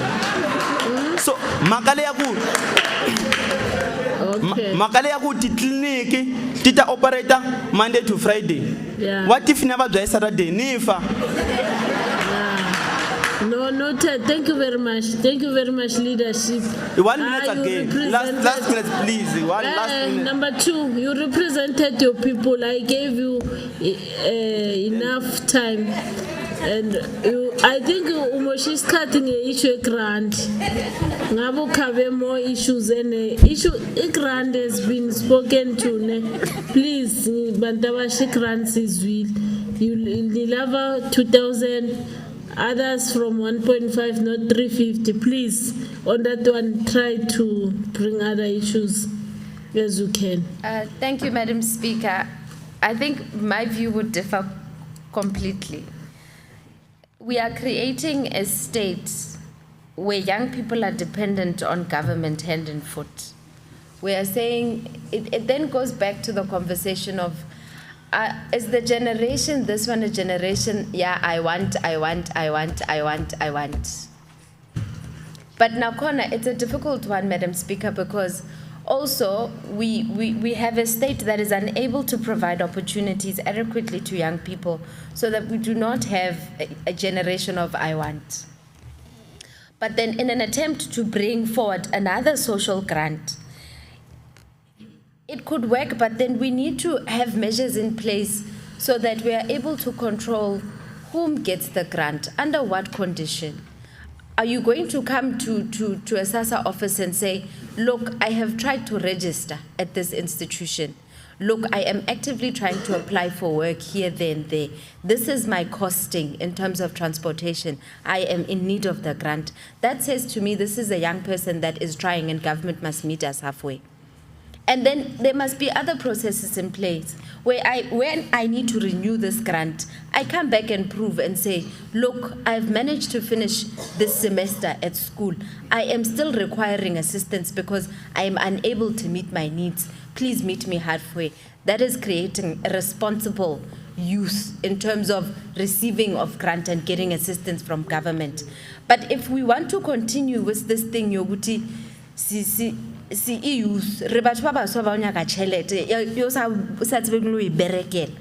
we are creating an entire generation of adults that will never know responsibility. And if that is what we want to become, by all means, let's go all to grant. If that is the generation of adults that we are about to become, then we are further enabling gender-based violence because we do not know responsibility. We are raising children ourselves that will not know responsibility. Then we have a South Africa that is messed up. But let's have regulations in place to try and monitor how the grant is issued, under what conditions it is issued. I'm adding to the plenary, unless you want to come speak on my behalf. I shall continue. Wait, babe. I need to know raise a view, and you must. And raise a view from the report that says the commission is recommending that young people must have grant. She's raising a different view. You must allow a space whereby you are not like water, will not fall. So you are people yourselves. Nizokhuluma differently. Nimele nibekezelelana. Naningakhona ukubekezelelana nina then the problem. Should mina ngeke ngibekezelele wes. And then as you conclude, as I conclude, on the other matter which was raised by plenary, which I find troubling for me, is the fact that, yes, you can say that let's start the grant for young people starting at 18. But in every age group, there is that missing middle that also needs to be catered for. So those young people that we're talking about from 15 to 18, some might have dropped out of school for whatever reasons it might be. They might need to be able to provide for themselves, and government can enter the space and try and assist to get them back into the proper space where they're able to become beneficial to society. 15, 16, 17 must stand, but it must be conditional also. We need to understand, is this a child-headed household that is unable to access SASSA? Then that is another avenue for them to be able to enter into that space. So my suggestion would be, let's keep 15 to 18. Let's put proper barrier blocks in place to monitor how are we going to distribute while making sure young people are responsible for their lives. Thank you. Thank you. Ningapulan, what I've noticed, niya discriminateana and ibullying ingenzeki phambi kwethu sayibona ukuthi nakhuluma umama nampula it's wrong Iban patient to each other njengoba nabo baba patient to you ningabhulani okay come close 2 minutes now 2 minutes come close naqeda ungene fast and then ukhuluma issue yakho okay Ngiyabonga sesihlalweni. Ngifuna kusho ukuthi lapha lo 2000 ngikucelako uma ukuthi sangena asiholeni sonke la ngalinye. Singendi enza abasebanye bethi 15 labanye ama celebrator usibamtholile mina ngisengamtholi ngicathi lento ayibe uthi sonke sathi uthi ngithi 10 uthi 15 yangena weqalo kokho kwesibili ngicela ukuthi uma ngiapply nyalo abasendi SMS bathi awuqualify olungisa inani ni akuyekele letindzaba ngase ngasebenza mara bathi sangeka labor ngiyowendani ngakaze ngasebenza angi-apply imali yami yonke ima-application yami agcine just i-ID number kuphela ngusona South Africa angisebenzi imali yami ingene ngenani lifanayo lokunye futhi sifuna kusho ukuthi siyacela ukuthi konke lesikusho asinikila kithi sintsha amaqiniso sicane ngimikise la kufanele khona and ngewami umbono angathi indlu singathini bengifisile ukuthi singathi maybe siphuma la kube nekomiti ehambe owendi follow up la kisibambi labasha kuletinvo leti lesikhulumile bangaphela ukuthi ne what committee lesingayadi thina kuze uthi next year uma sibuya le committee ireport info lephathekako beyikhona inathi la lo mhlangano lo kuze kusithathe imhlonishwa manzini lokho azange sakhuluma hlala phansi sakhuluma lokho sine report yalokho noma le committee bengabisa ukuthi iserve for 5 years noma bathi abachaza bathi kunetimbo lengakho kudenda within 2 months within a year within 3 years within 5 years wegcina 30 seconds sicela ukuthi uma indlu lesihlalweni ivuma sihambe sine committee bamlabasha and ngiredi wangichairman wayo ngiyabonga yabona isikhundla hayi cha ulandelayo 2 minutes ulandelayo sewazi isikhathi sakho ngiyabonga sihlalo angeke ngithathe mina lo 2 minutes ku very short ngiyabonga usatosuka lapho kutohlala la mina very soon make sasekane next time sicela kube nguwe lo sisherelako because you understand us as young people. Why I'm saying that it's because of chairperson of the day. Hey, we are suppressor man. But last not least, sesasaba ke nokukhulumisa ingisi ngoba sifundela ize ngenxa yo government wethu waseMpumalanga. Always wenza ama promises angabuyi futhi kithi njengalendo lekhulunywa ngirudzani yama t-shirts. Siyavumelana ke thina ngemali yethu leseta ngoba sinelithemba ukuthi yeda njoba sesikhulume nani sekufinal. Ngifuna kusho ukuthi igovernment ayibe nama strategies ekucasha abantu labato sebenda noma leto ba assista anyway anyhow kulabantu labato hola leyo mali leyo ngoba idata uyobeseka nayo already asikho sidingo sokuthi aza acasha bo state SA ngobe idata uyobesanayo ngalabantu layo be applyile ngaleso sikhathi leso siyabonga sengivala sihlalo ngicela ukuthi ungabuyi next time somdzala usastake nami yazi na ustake umuntu emehlelweni usastake nami okay ulandelayo Thank you very much, Chair. My contribution, the name is Sakilo Chabenga, introduce. My contribution is to the MEC of Culture, Sports and Recreation. Mama, besicela la, I think even on your report, your focus was only on sports. So la manyama amalokhunjana ama talent engathi wona aya abekwe eceleni. So if we can have, for example, the film industry and visual art and theater production is not catered for. Basically, the submission is that can we have a budget that is going to be set aside for visual art, for film, and for theater production? Maybe singayifaka laphana ku cultural experience as one of the pillars. Ukuthi mhlambe in one of the days we are having a film festival where maybe because we are having 17 municipalities in the province, where we are having 17 films that are going to be screened on the day, and then there are prizes abazo at all.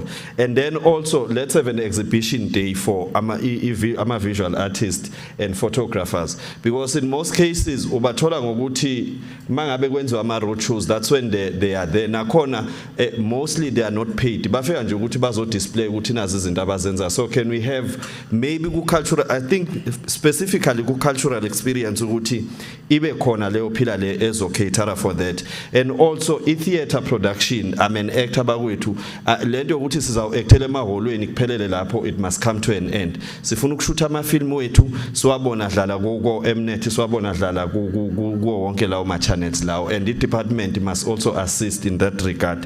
And also sifuna ukuwabona impuma akube neMpumalanga Film Festival, and then kube neMpumalanga Theatre League or Impumalanga Theatre Festival, where sizobona ama theatre productions and your issues of poetry and all of that. Because I've noticed ukuthi even ku cultural experience, the focus is only on musicians as opposed to la amanye ama genres. Bakhona nabantu aba talented kwamanye ama disciplines. Let's also cater for them. Thank you very much.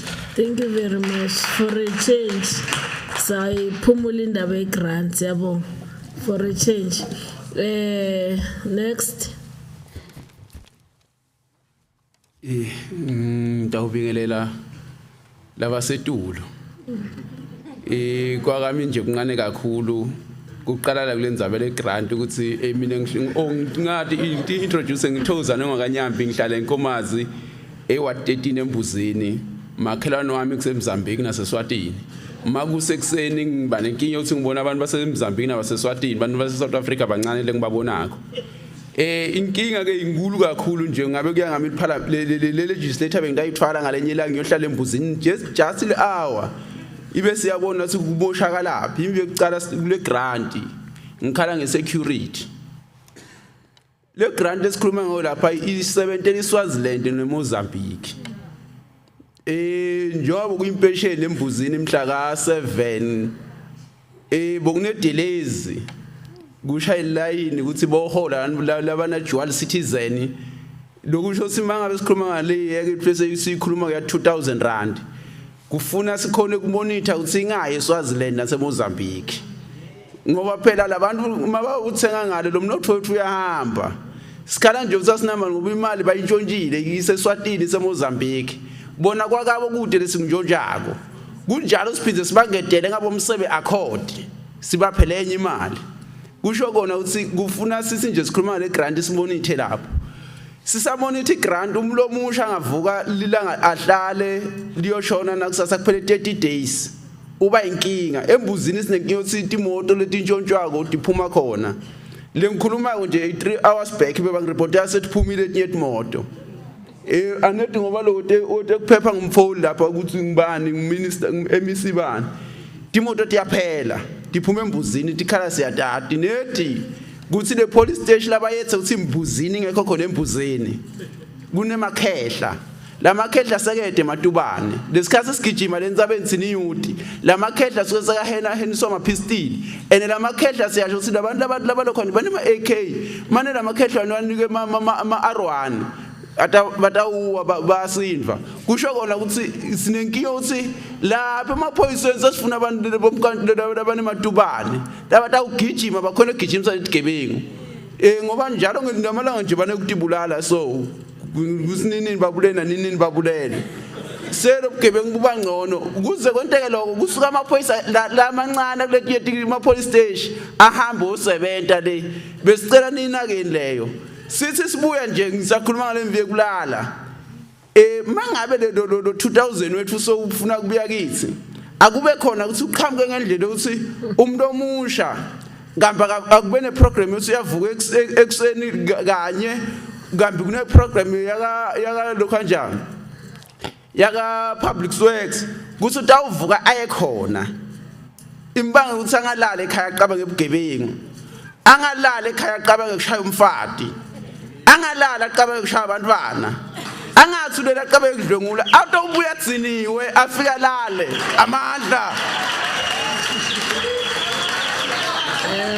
2000 yafuneka izinama plans ukuthi kumele kwenzakale ngogqina ngalane 2 minutes anganikhombi benkhona manje niyabona niyangekuthela manje 2 minutes okay 2 minutes ngithanda ukunibingelela nonke ngiyabonga ithuba engiphe lona sihlala igama ngithemba ngakaphakathi ngibuya emsukaligwa eGatsibande thina besinesicelo la che kuwe MEC Mamanzini siyacela mntana sekhaya manje sesiphethwe nguwe umntwana omncane sicela usaluzwela manje isibhedlela sethu siyaphela le Mpumalanga eMelo ama-clinic ethu sina only 2 yama-clinic accommodate ama-location more than 35 bobo ma-girlfriends ethu angikhulumele thina aququdwa makaza lapha mawakhe and nalamanesa laphaya amaningi akusiya laphaya awasinaki kahle because fika lapha sibamba ilayini bangasinaki nokusinaki bangasenzela next osicela kakhulu siyacela inkosi kula clinic asinawo ma-clinic ma ngisho even nala Y2 oshiyele wona laphaya manje awagenerate kahle kuwona sesiphephela esibhedlela nalesibhedlela naso sesigcwele so siyacela ukuthi usize ngama-clinic ngize ku agriculture siyacela nawo thina le emelo siyatshala thina inhlanyelo asayitholi kuwo masifika lapha sofuna inhlanyelo asayitholi inhlanyelo maplaza bosinika siyavuma but manje usasinika amaplaza wathola abantu abadala abana 40 basitshela direct ke manje hayi ukuthi ngikhuluma basitshela direct ukuthi sekuneminyaka manje lasithola khona amaplaza whereas la maplaza nathi siyawadinga ukuthi nathi sikhona ukuvuka bese ngize ku sport isport asikho kuba bikho ke emsukaligwa asikho ma kuba sikhona isport izolo besinama games eJune 16 abantu besport bahlulekile usichasa ngisho even ibhola usithengela ibhola ukuthi akudlaleni ibhola bahlulekile usichasa basitshela ukuthi abanamali so siyamangala ukuthi le mali abathi khona lengango 10 million ishoniphi because lapha kithi ayikho le mali masifika kibo bathi ayikho le mali ama funds abanawo kunale just transition efikayo nale kithi asika prefer ngayo sihlalo asiyazi youth sizo engage kanjani size njani because nathi siyafuna ukusiza lo mhlaba nathi ungowethu futhi bese kuba khona nale ndaba yesikolo ilindile nemsebe akunama toilet bantu abethu baphatha amabhakede ba esikolweni mama toilet akhona wasebenzi kahle iroof yasemsebe ngikhuluma iprimary bantwana abancane iprimary iyavuza but ugovernment ka Department of Education kunemali akumele ayikhiphe ukuthi le ikolo zazilungiswa bafika kokucala beza no phase 1 kulindile bathi ngu phase 1 balungisa iroof kuphela isikolo sakhona bashiya sikrekile kumanje kodwa imali bayithethe ngiyabonga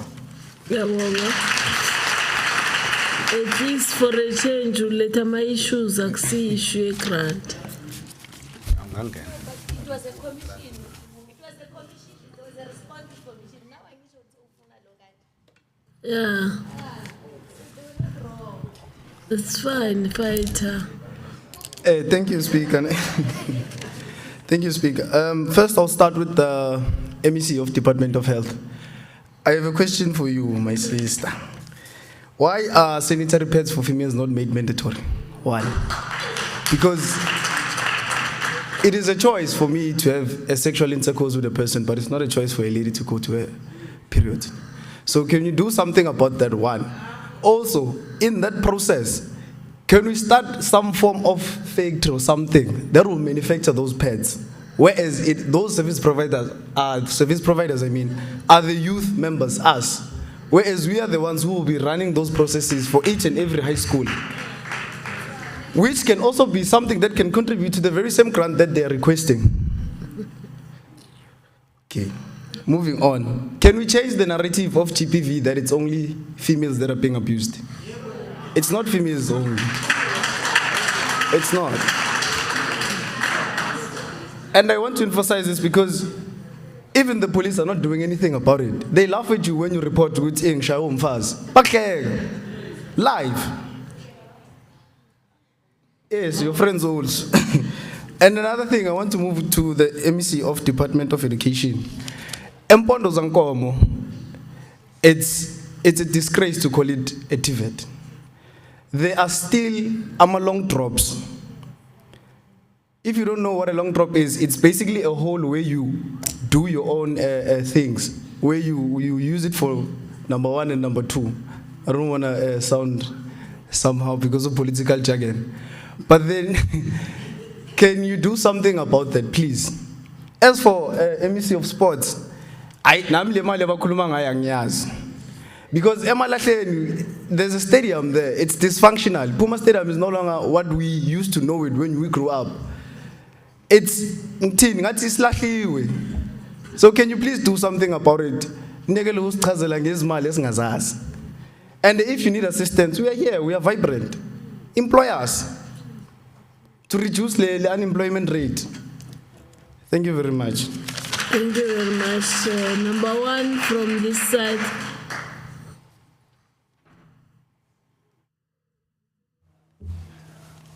Shalom, everyone. Greetings. All right, so on the topic of the basic income grant, I'm kind of a 50-50 on this one. My thoughts about it is, I did do some quick math, and if you look at 2,000 Rand a person, 100,000 people, that's 200 million Rand a month. That is 2.4 billion Rand a year. Now, 2.4 billion Rand is a lot, but injected into the economy, you can create a profitable environment.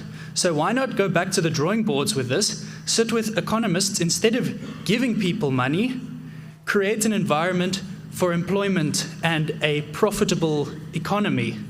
See, it goes back to that saying, give a man a fish and you'll feed him for a day. But teach a man to fish, you'll feed him for a lifetime. Teach him how to start a fishing business and he'll create an empire. Thank you very much. Please, ngicela ukuthi umuntu makhuluma simuphe chance. Singampuwe.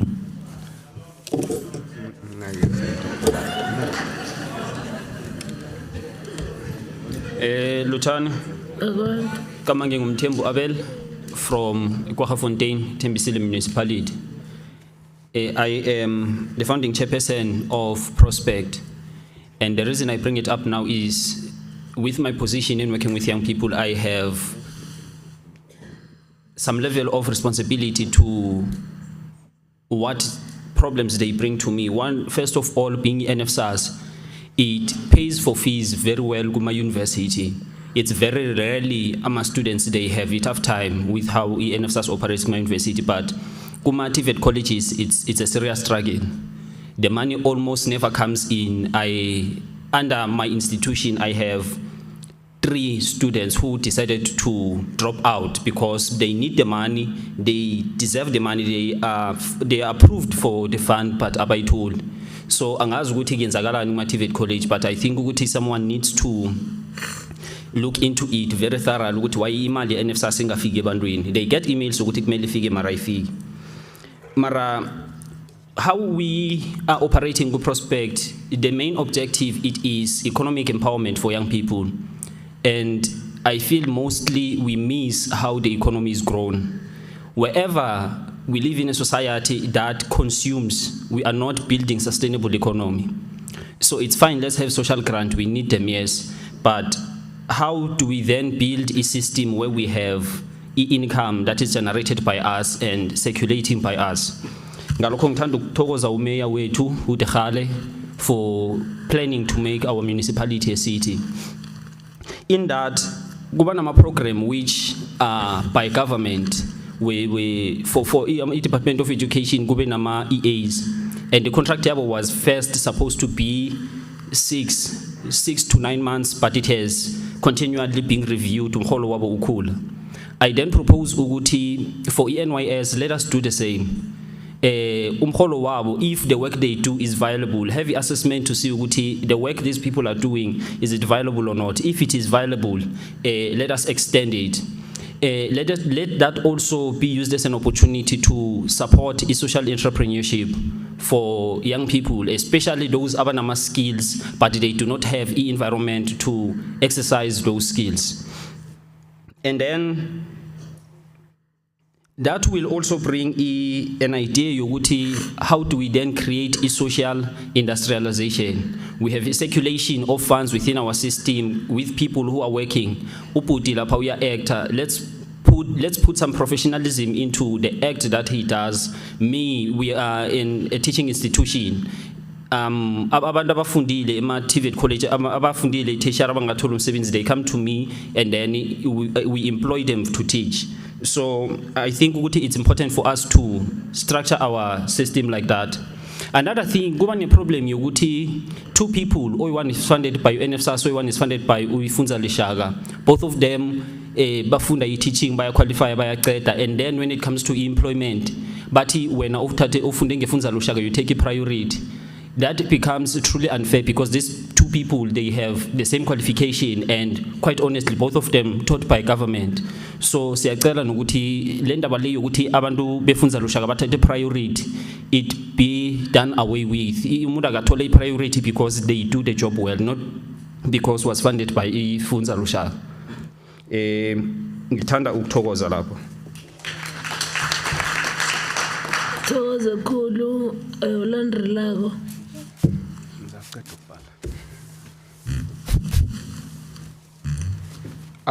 Thank you very much, Chair of Chairs, who is the chairperson of the session now. And let me also send my greetings to the MECs representing the government led by MEC Sasekani Manzini. And in the interest of time, let me say all protocol observed. Ngegama ngu-Emmanuel Thokozani Spatalala Senzanga khona kaMahlangu. I'm from Ward 26 in Tembisile Hani local municipality. I will be very short, Chair, but firstly, I would like to advise in support of what Commission 2 has presented in terms of the grant and provisions. I would also want to advise and make a submission that if the government could also consider the issue of scraping off or eliminating this tendering process, I think it will assist our government in ensuring that we save money, then we have enough money to have enough programs, or also channel it to job creation so that we eliminate the number of grant beneficiaries that we'll be having in the system who are unemployed, because this thing of tenders and stuff, it's wasting the money of the government because it's benefiting a few individuals. And Chair, mine is to engage on what officials and MECs have presented here. Let me start with corporate governance and traditional affairs COGTA. The member here, Chair, indicated that the municipalities are having youth desks, of which is very much correct.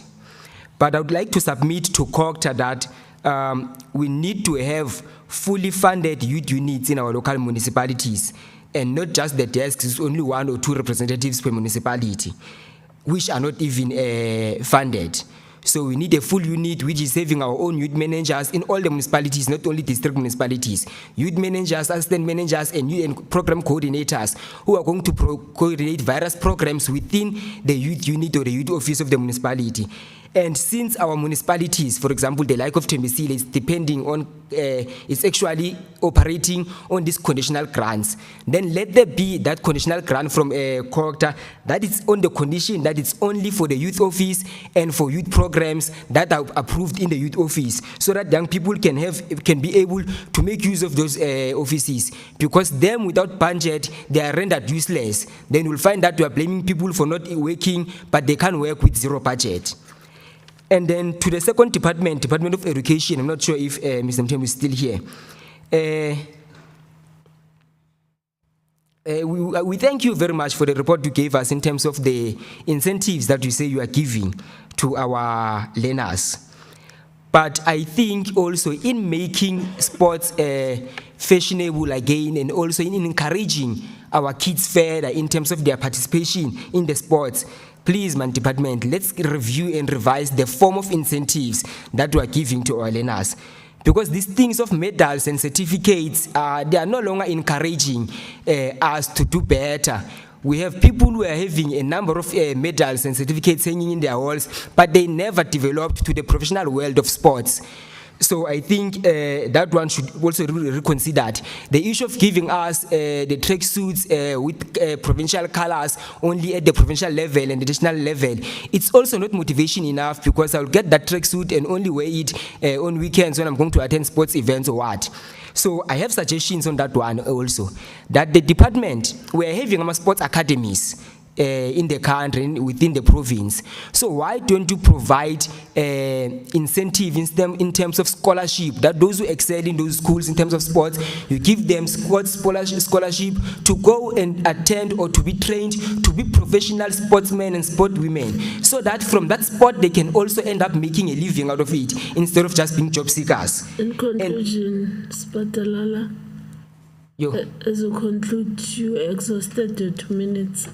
In conclusion, I will forgive education and go straight to the office of the Premier, because that's what's very important. Office of the Premier, in terms of the Mpumalanga Youth Development Fund, I think you should also copy the good practice from the National Youth Development Agency, because part of the requirements when young people need to apply is the issue of the sound business plan. And with the little knowledge that I have, is that a professional business plan can cost up from 10,000 upwards, and young people do not have such. But NYDA has its own template that people use when they apply for their own funding for business. So I think you should also follow suit and develop your own template, so that those who do not afford to have business plans made by professionals, they can make use of your template so that they can access that funding. And as I conclude, in actual conclusion, I think the member misled the house here from the office of the Premier and said Nkangala Treatment Center and Swartfontein, they are offering skills development trainings to the service users. And that information, Honorable Chair, is not correct, because as the chairperson of the Local Drug Action Committee in Tembisilahani, I sit with Nkangala Treatment Center in quarterly meetings, and they do not report about that because there is no such. In the next meeting of MSEF, we are also going to be sitting with them in the provincial level. Swartfontein doesn't offer such. So our treatment centers in the province, they do not have those skills development trainings. If they do have, please indicate to us in this house which are those, so that I can ask those treatment centers in the next MSEF meeting and hold them accountable, because it means they are denying our service users opportunities to develop themselves after rehabilitation. Thank you very much. Thank you. The next one, 2 minutes.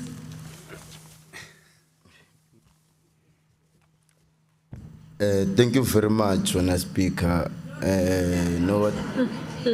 Hello, I'm Kilan Sekulani, Economic Freedom Fighters, PSC team member in the Office of the Media and Information. So ours is that in the EFF, in majority, we are leading graduates. And we feel that it is not fair that you expect all youth, they're not classifying the youth or who is who, because youth, we've got categories. There are those youth who are matriculants, there are those youth who they never even made it to matriculants. They are graduates of accumulada. Those ones who come just like that man, Walikaya. So I think graduates deserve a better grant than the one of 2,000 that they're promising everyone. Because we are graduates, we're receiving NFS of 2,000 in university. You still expect us to receive grant of 2,000 just like everyone. It will never make change. But then, since we see that the government doesn't want to employ people, they're always promising employment and not giving employment. Let those who have graduated get grant of 10,000. It's fine. It's fine. It's fine. We deserve it after all. Like, we're sent to school. Comrades, you should listen. We were sent to school. And the promissory, In 94, when they took democracy, they promised us, go and be educated, you will come back and go to work. We are now educated, we don't have work. That's why today you'll find many majority of you that are here. In your bank's account, you don't even have 10,000. But then you've graduated. So in this thing of grants, please classify it, my leader. Graduates, let them receive their own deserving amount, because you can't be, but my leader of ANC should keep quiet. I get we're given a chance. So please, my leader, classify this granting properly, because us in the EFF are graduates, and we feel that it is not fair enough that Nina, you're expecting us to grade this 2,000, just like this comrade of ANC who's not educated. So please, my leader, fix that issue on that one. Thank you very much. Is a proposal again that the graduate gets 10,000. It's a salary. Okay, next. Thank you very much, Madam Speaker. I remain as Mlungisi Orasbanyoni. I am from Victor Khanye, Ward 2. Madam Speaker, I'm going to be very short here. But, Madam Speaker, as young people, I think we are facing a challenge. We are given an opportunity to talk about our challenges once in the year. And in that once in the year, you are now giving us 2 minutes. It means in each and every year, we have 2 minutes to address our issues in the parliament. Can be that change, please, Speaker. Second to that, Speaker, I think we have a challenge again of having an old speaker on the youth parliament. The old speaker on the youth parliament doesn't understand our issues as young people. For example, you are old, maybe you are equal to my mom at your age, and it's not going to be easy for me to voice out my challenges to you, because some of us, we are coming from respecting family, Speaker. When it comes to our department, I'll start by agriculture. I think we have a challenge there with agriculture. The person that was presenting said to us, they will give some land to people that enrolled in that to people that enrolled in a program here.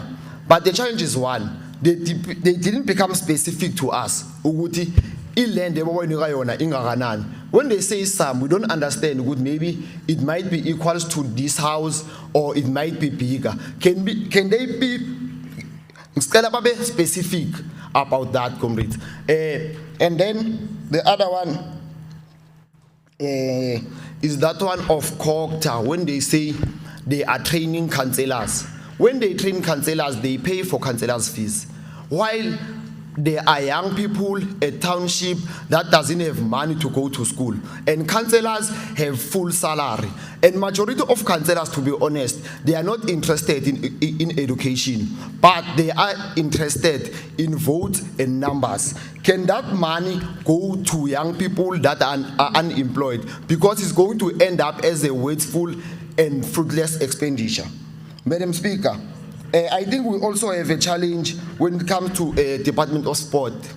They spoke about our programs and games that they're going to play, but I don't know because at township we do not have facilities. We do not have facilities. Even when they build those facilities, they build them and neglect them like that.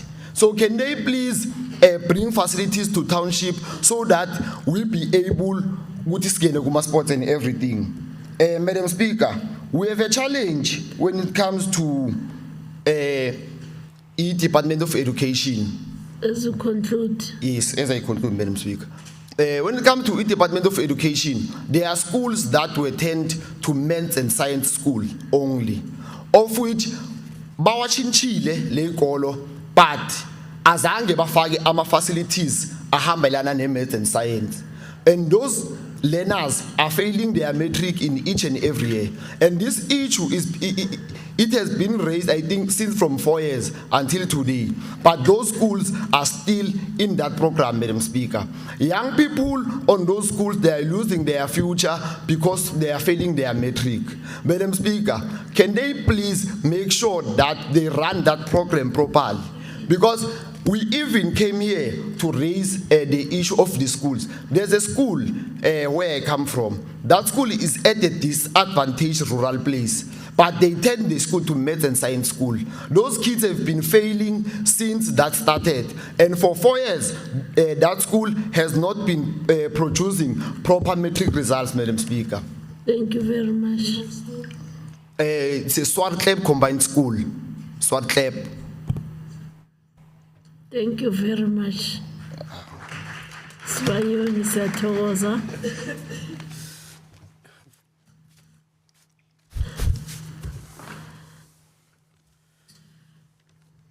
Program Director, Chair of Chairs, Speaker of our legislature, members of the Executive Council, members of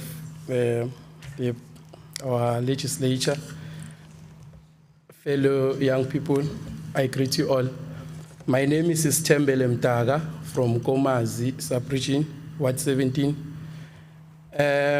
Firstly, I would like to congratulate the Office of the Premier for their contribution to the lives of our people, and also congratulate MEGA for what they are doing, and also other departments. However, we've got problems, ladies and gentlemen. I understand that you cannot resolve all of them at once, but we'll consider this as a learning curve for everyone. We all want to participate as young people, and also these departments want us to participate. However, there are red tapes. All these red tapes are there. They've been systematically put by the former regime, and clearly our government has done less in ensuring that it addresses those challenges. So now my proposal is that if ever there's a big project or a multi-billion rands project, there should be a beneficiation program for young people, a beneficiation program and an incubation program to ensure that wherever young people are failing in terms of skills and also meeting the requirements, these incubation programs and beneficiation program will upskill them and ensure that they are able to compete and also qualify to participate in these projects. And also, the second point is that we should also consider a private and a public sector relationship, wherein we understand that we are all moving into privatization of our SOEs simply because they are not making profit.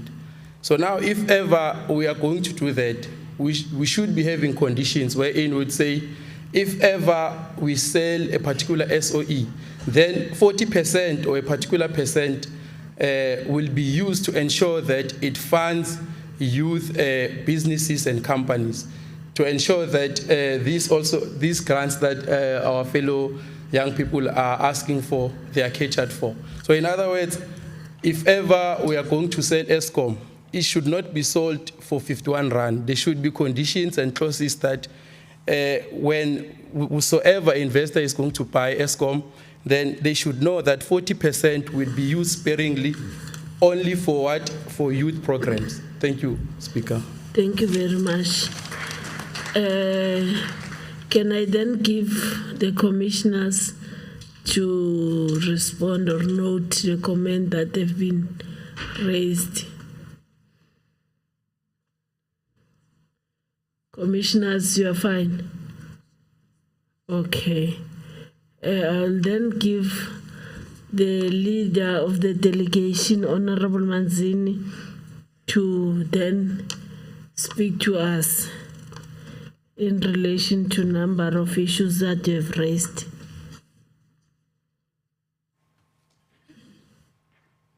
Including the vote of no confidence to the chair. No, thank you very much, Chairperson. And let me start by appreciating all the presentations that are made here and comments that are made today. and indicate that indeed as a provincial government that is led by Mayor Philip Mtsweni-Tsipane, we take all the resolution of this youth parliament very serious. Hence, those resolutions are even tabled at the ESCO level. And all the different departments are requested to make sure that all the resolutions are implemented. And I can confirm that the Honorable Premier takes young people very serious. Hence, today we had a member of the board representing young people being appointed by the very same Honorable Premier. And the allocation that we are discussing today, whether some are criticizing or some are saying other things, is something that was the initiative of the Honorable Premier in her office to make sure that the economy of the province does not exclude young people, and young people must contribute in making sure that the high unemployment rate that we are facing are reduced by your innovation in terms of your SMMEs, and also that the budget of the provincial government does, of course, assist our people in terms of making sure that your nutrition program, food aboard from the very same people, that young people must also participate. Your social enterprise model, where when you build certain things, young people must take advantage of that and make sure that they have bricks, your frames and everything, so that they also contribute into the reducing the high unemployment rate that we are facing as a province. So the Honorable Premier will continue to make sure that all the resolutions that are presented here, working with the Honorable Speaker, will be presented to her, and she'll make sure that come next year, they will all be implemented. But of course, you'll understand that what you were raising, some are your issues of the local municipality, some are the issues of your national government. They need policy change, so it will not be all implemented in the manner that we are presenting here. But the Honorable Premier will make sure that everything that is within the provincial government, including the local sphere, which they sometimes sit in a platform where the Honorable Premier chairs, will be implemented. And we really appreciate, and you can be rest assured that when the sun rises in Mpumalanga, we work as convened, as directed by the Honorable Premier. The chair there, on a lighter note, you think she's old. She's not old, she's very young. She just graduated from your ranks, so be patient with her. She's trying her best. I know young people can be difficult. She was once very difficult like yourself, and not long ago, so she understands you very well. That was on a lighter note, but we really appreciate all the input with the honorable MECs that we are here. With them, we'll go back and in the ESCO indicate the mood of the youth parliament, and we'll be assisting each other in terms of engaging on the presentation of your resolution as it goes back to ESCO. Thank you very much.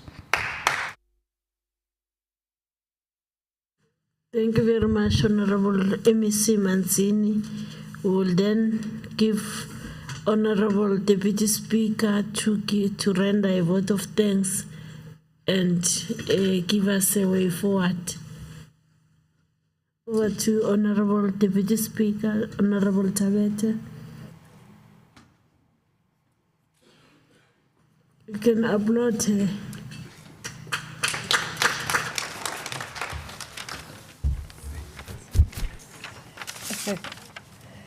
Thank you very much, Chair of Chairs and Chairperson of this session, and greetings to Honorable Speaker, Honorable MECs, and all our guests, the youth of the Mpumalanga province in all spheres of the province. First and foremost, let me say we have heard what the youth said. And as the Mpumalanga Provincial Legislature, our mandate is to hold the executive or the government accountable. So we will make sure that we've discussed with Honorable Speaker to say the sectoral parliament, it seems it doesn't make an impact that all the sectors, because it's not only the sector of the youth. We've got a lot of sectoral parliament. I think there was a gap or the gray area to say we are going to give you the response in the next sectoral parliament. And we will find out, tindo letining setindlulile niyabona, and then nasenbuya senbuya ngemawazawaza. So we then said with Honorable Speaker, we are going to make sure that maybe per quarter we call all the departments and your reps as you came here to say how far did they went or the progress that they've already made, so that we go together. If we, you can come per quarter, we have 4 quarters, then by the end of the year, you will be sure what the department or the government have done for all the youth of Mpumalanga. So that when we come to the next sectoral parliament, it's a new thing altogether, and we resolve whatever you have raised today. So hopefully, Honorable Speaker, une passion kakhulu, will make it sure ukuthi siya adhere kuko konke lokubenikusho. But in short, we'd like to appreciate your attendance, your participation, and the response from the MECs that are here. We really appreciate Honorable Manzini, Honorable Shongwe, and Honorable Shibe. In fact, it's supposed to have all the executive members, including Premier, at some point. She must come and see what the people say about the government of Mpumalanga. But I know because of time and because of other engagement, she could not avail herself. So we really love to have her in one sectoral parliament. And thank you very much, Chairperson. We have chaired this meeting very smoothly. So it's just that when we are growing, they don't think that at some point we are the one who was leading the youth, and we understand exactly what do you want, and the generation are not the same. Mangit, generation yethu, generation yenu, ihlukile generation yalama nawayama all crow club. So generation yabo nayo bengafani neyethu, but kubalekile ke ukuthi sibe patient, and but vocally so si demand izinto letifuna youth and attending. So we really appreciate, and uma nihamba nemakhaya ni drive safe, ni phephe endleleni, uNkulunkulu anibusise ahambe nani bantu abami. Ngiyabonga. Siyabonga Nhlonishwa Sekela Somlomo. As an announcement, masiphuma la kunamatafula la sibekele khona ukudla, sizondlula scraper khona bazos attend ama officials. From my side, thank you very much, Honorable Speaker, Honorable Deputy Speaker, and all MECs, the departmental officials, the legislature officials, and the honorable youth, who's the most important people to this parliament. Thank you very much for allowing me to chair this meeting up to this far, and the meeting is adjourned. Thank you very much. Okay. Nizo imani kancane ke bahlonishwa banamhlanje. I-procedure iso asiphumi kungakaphumi itafula la speaker nabahlonishwa. Nabaqeda uphuma nje nathi siyaphuma. Must check.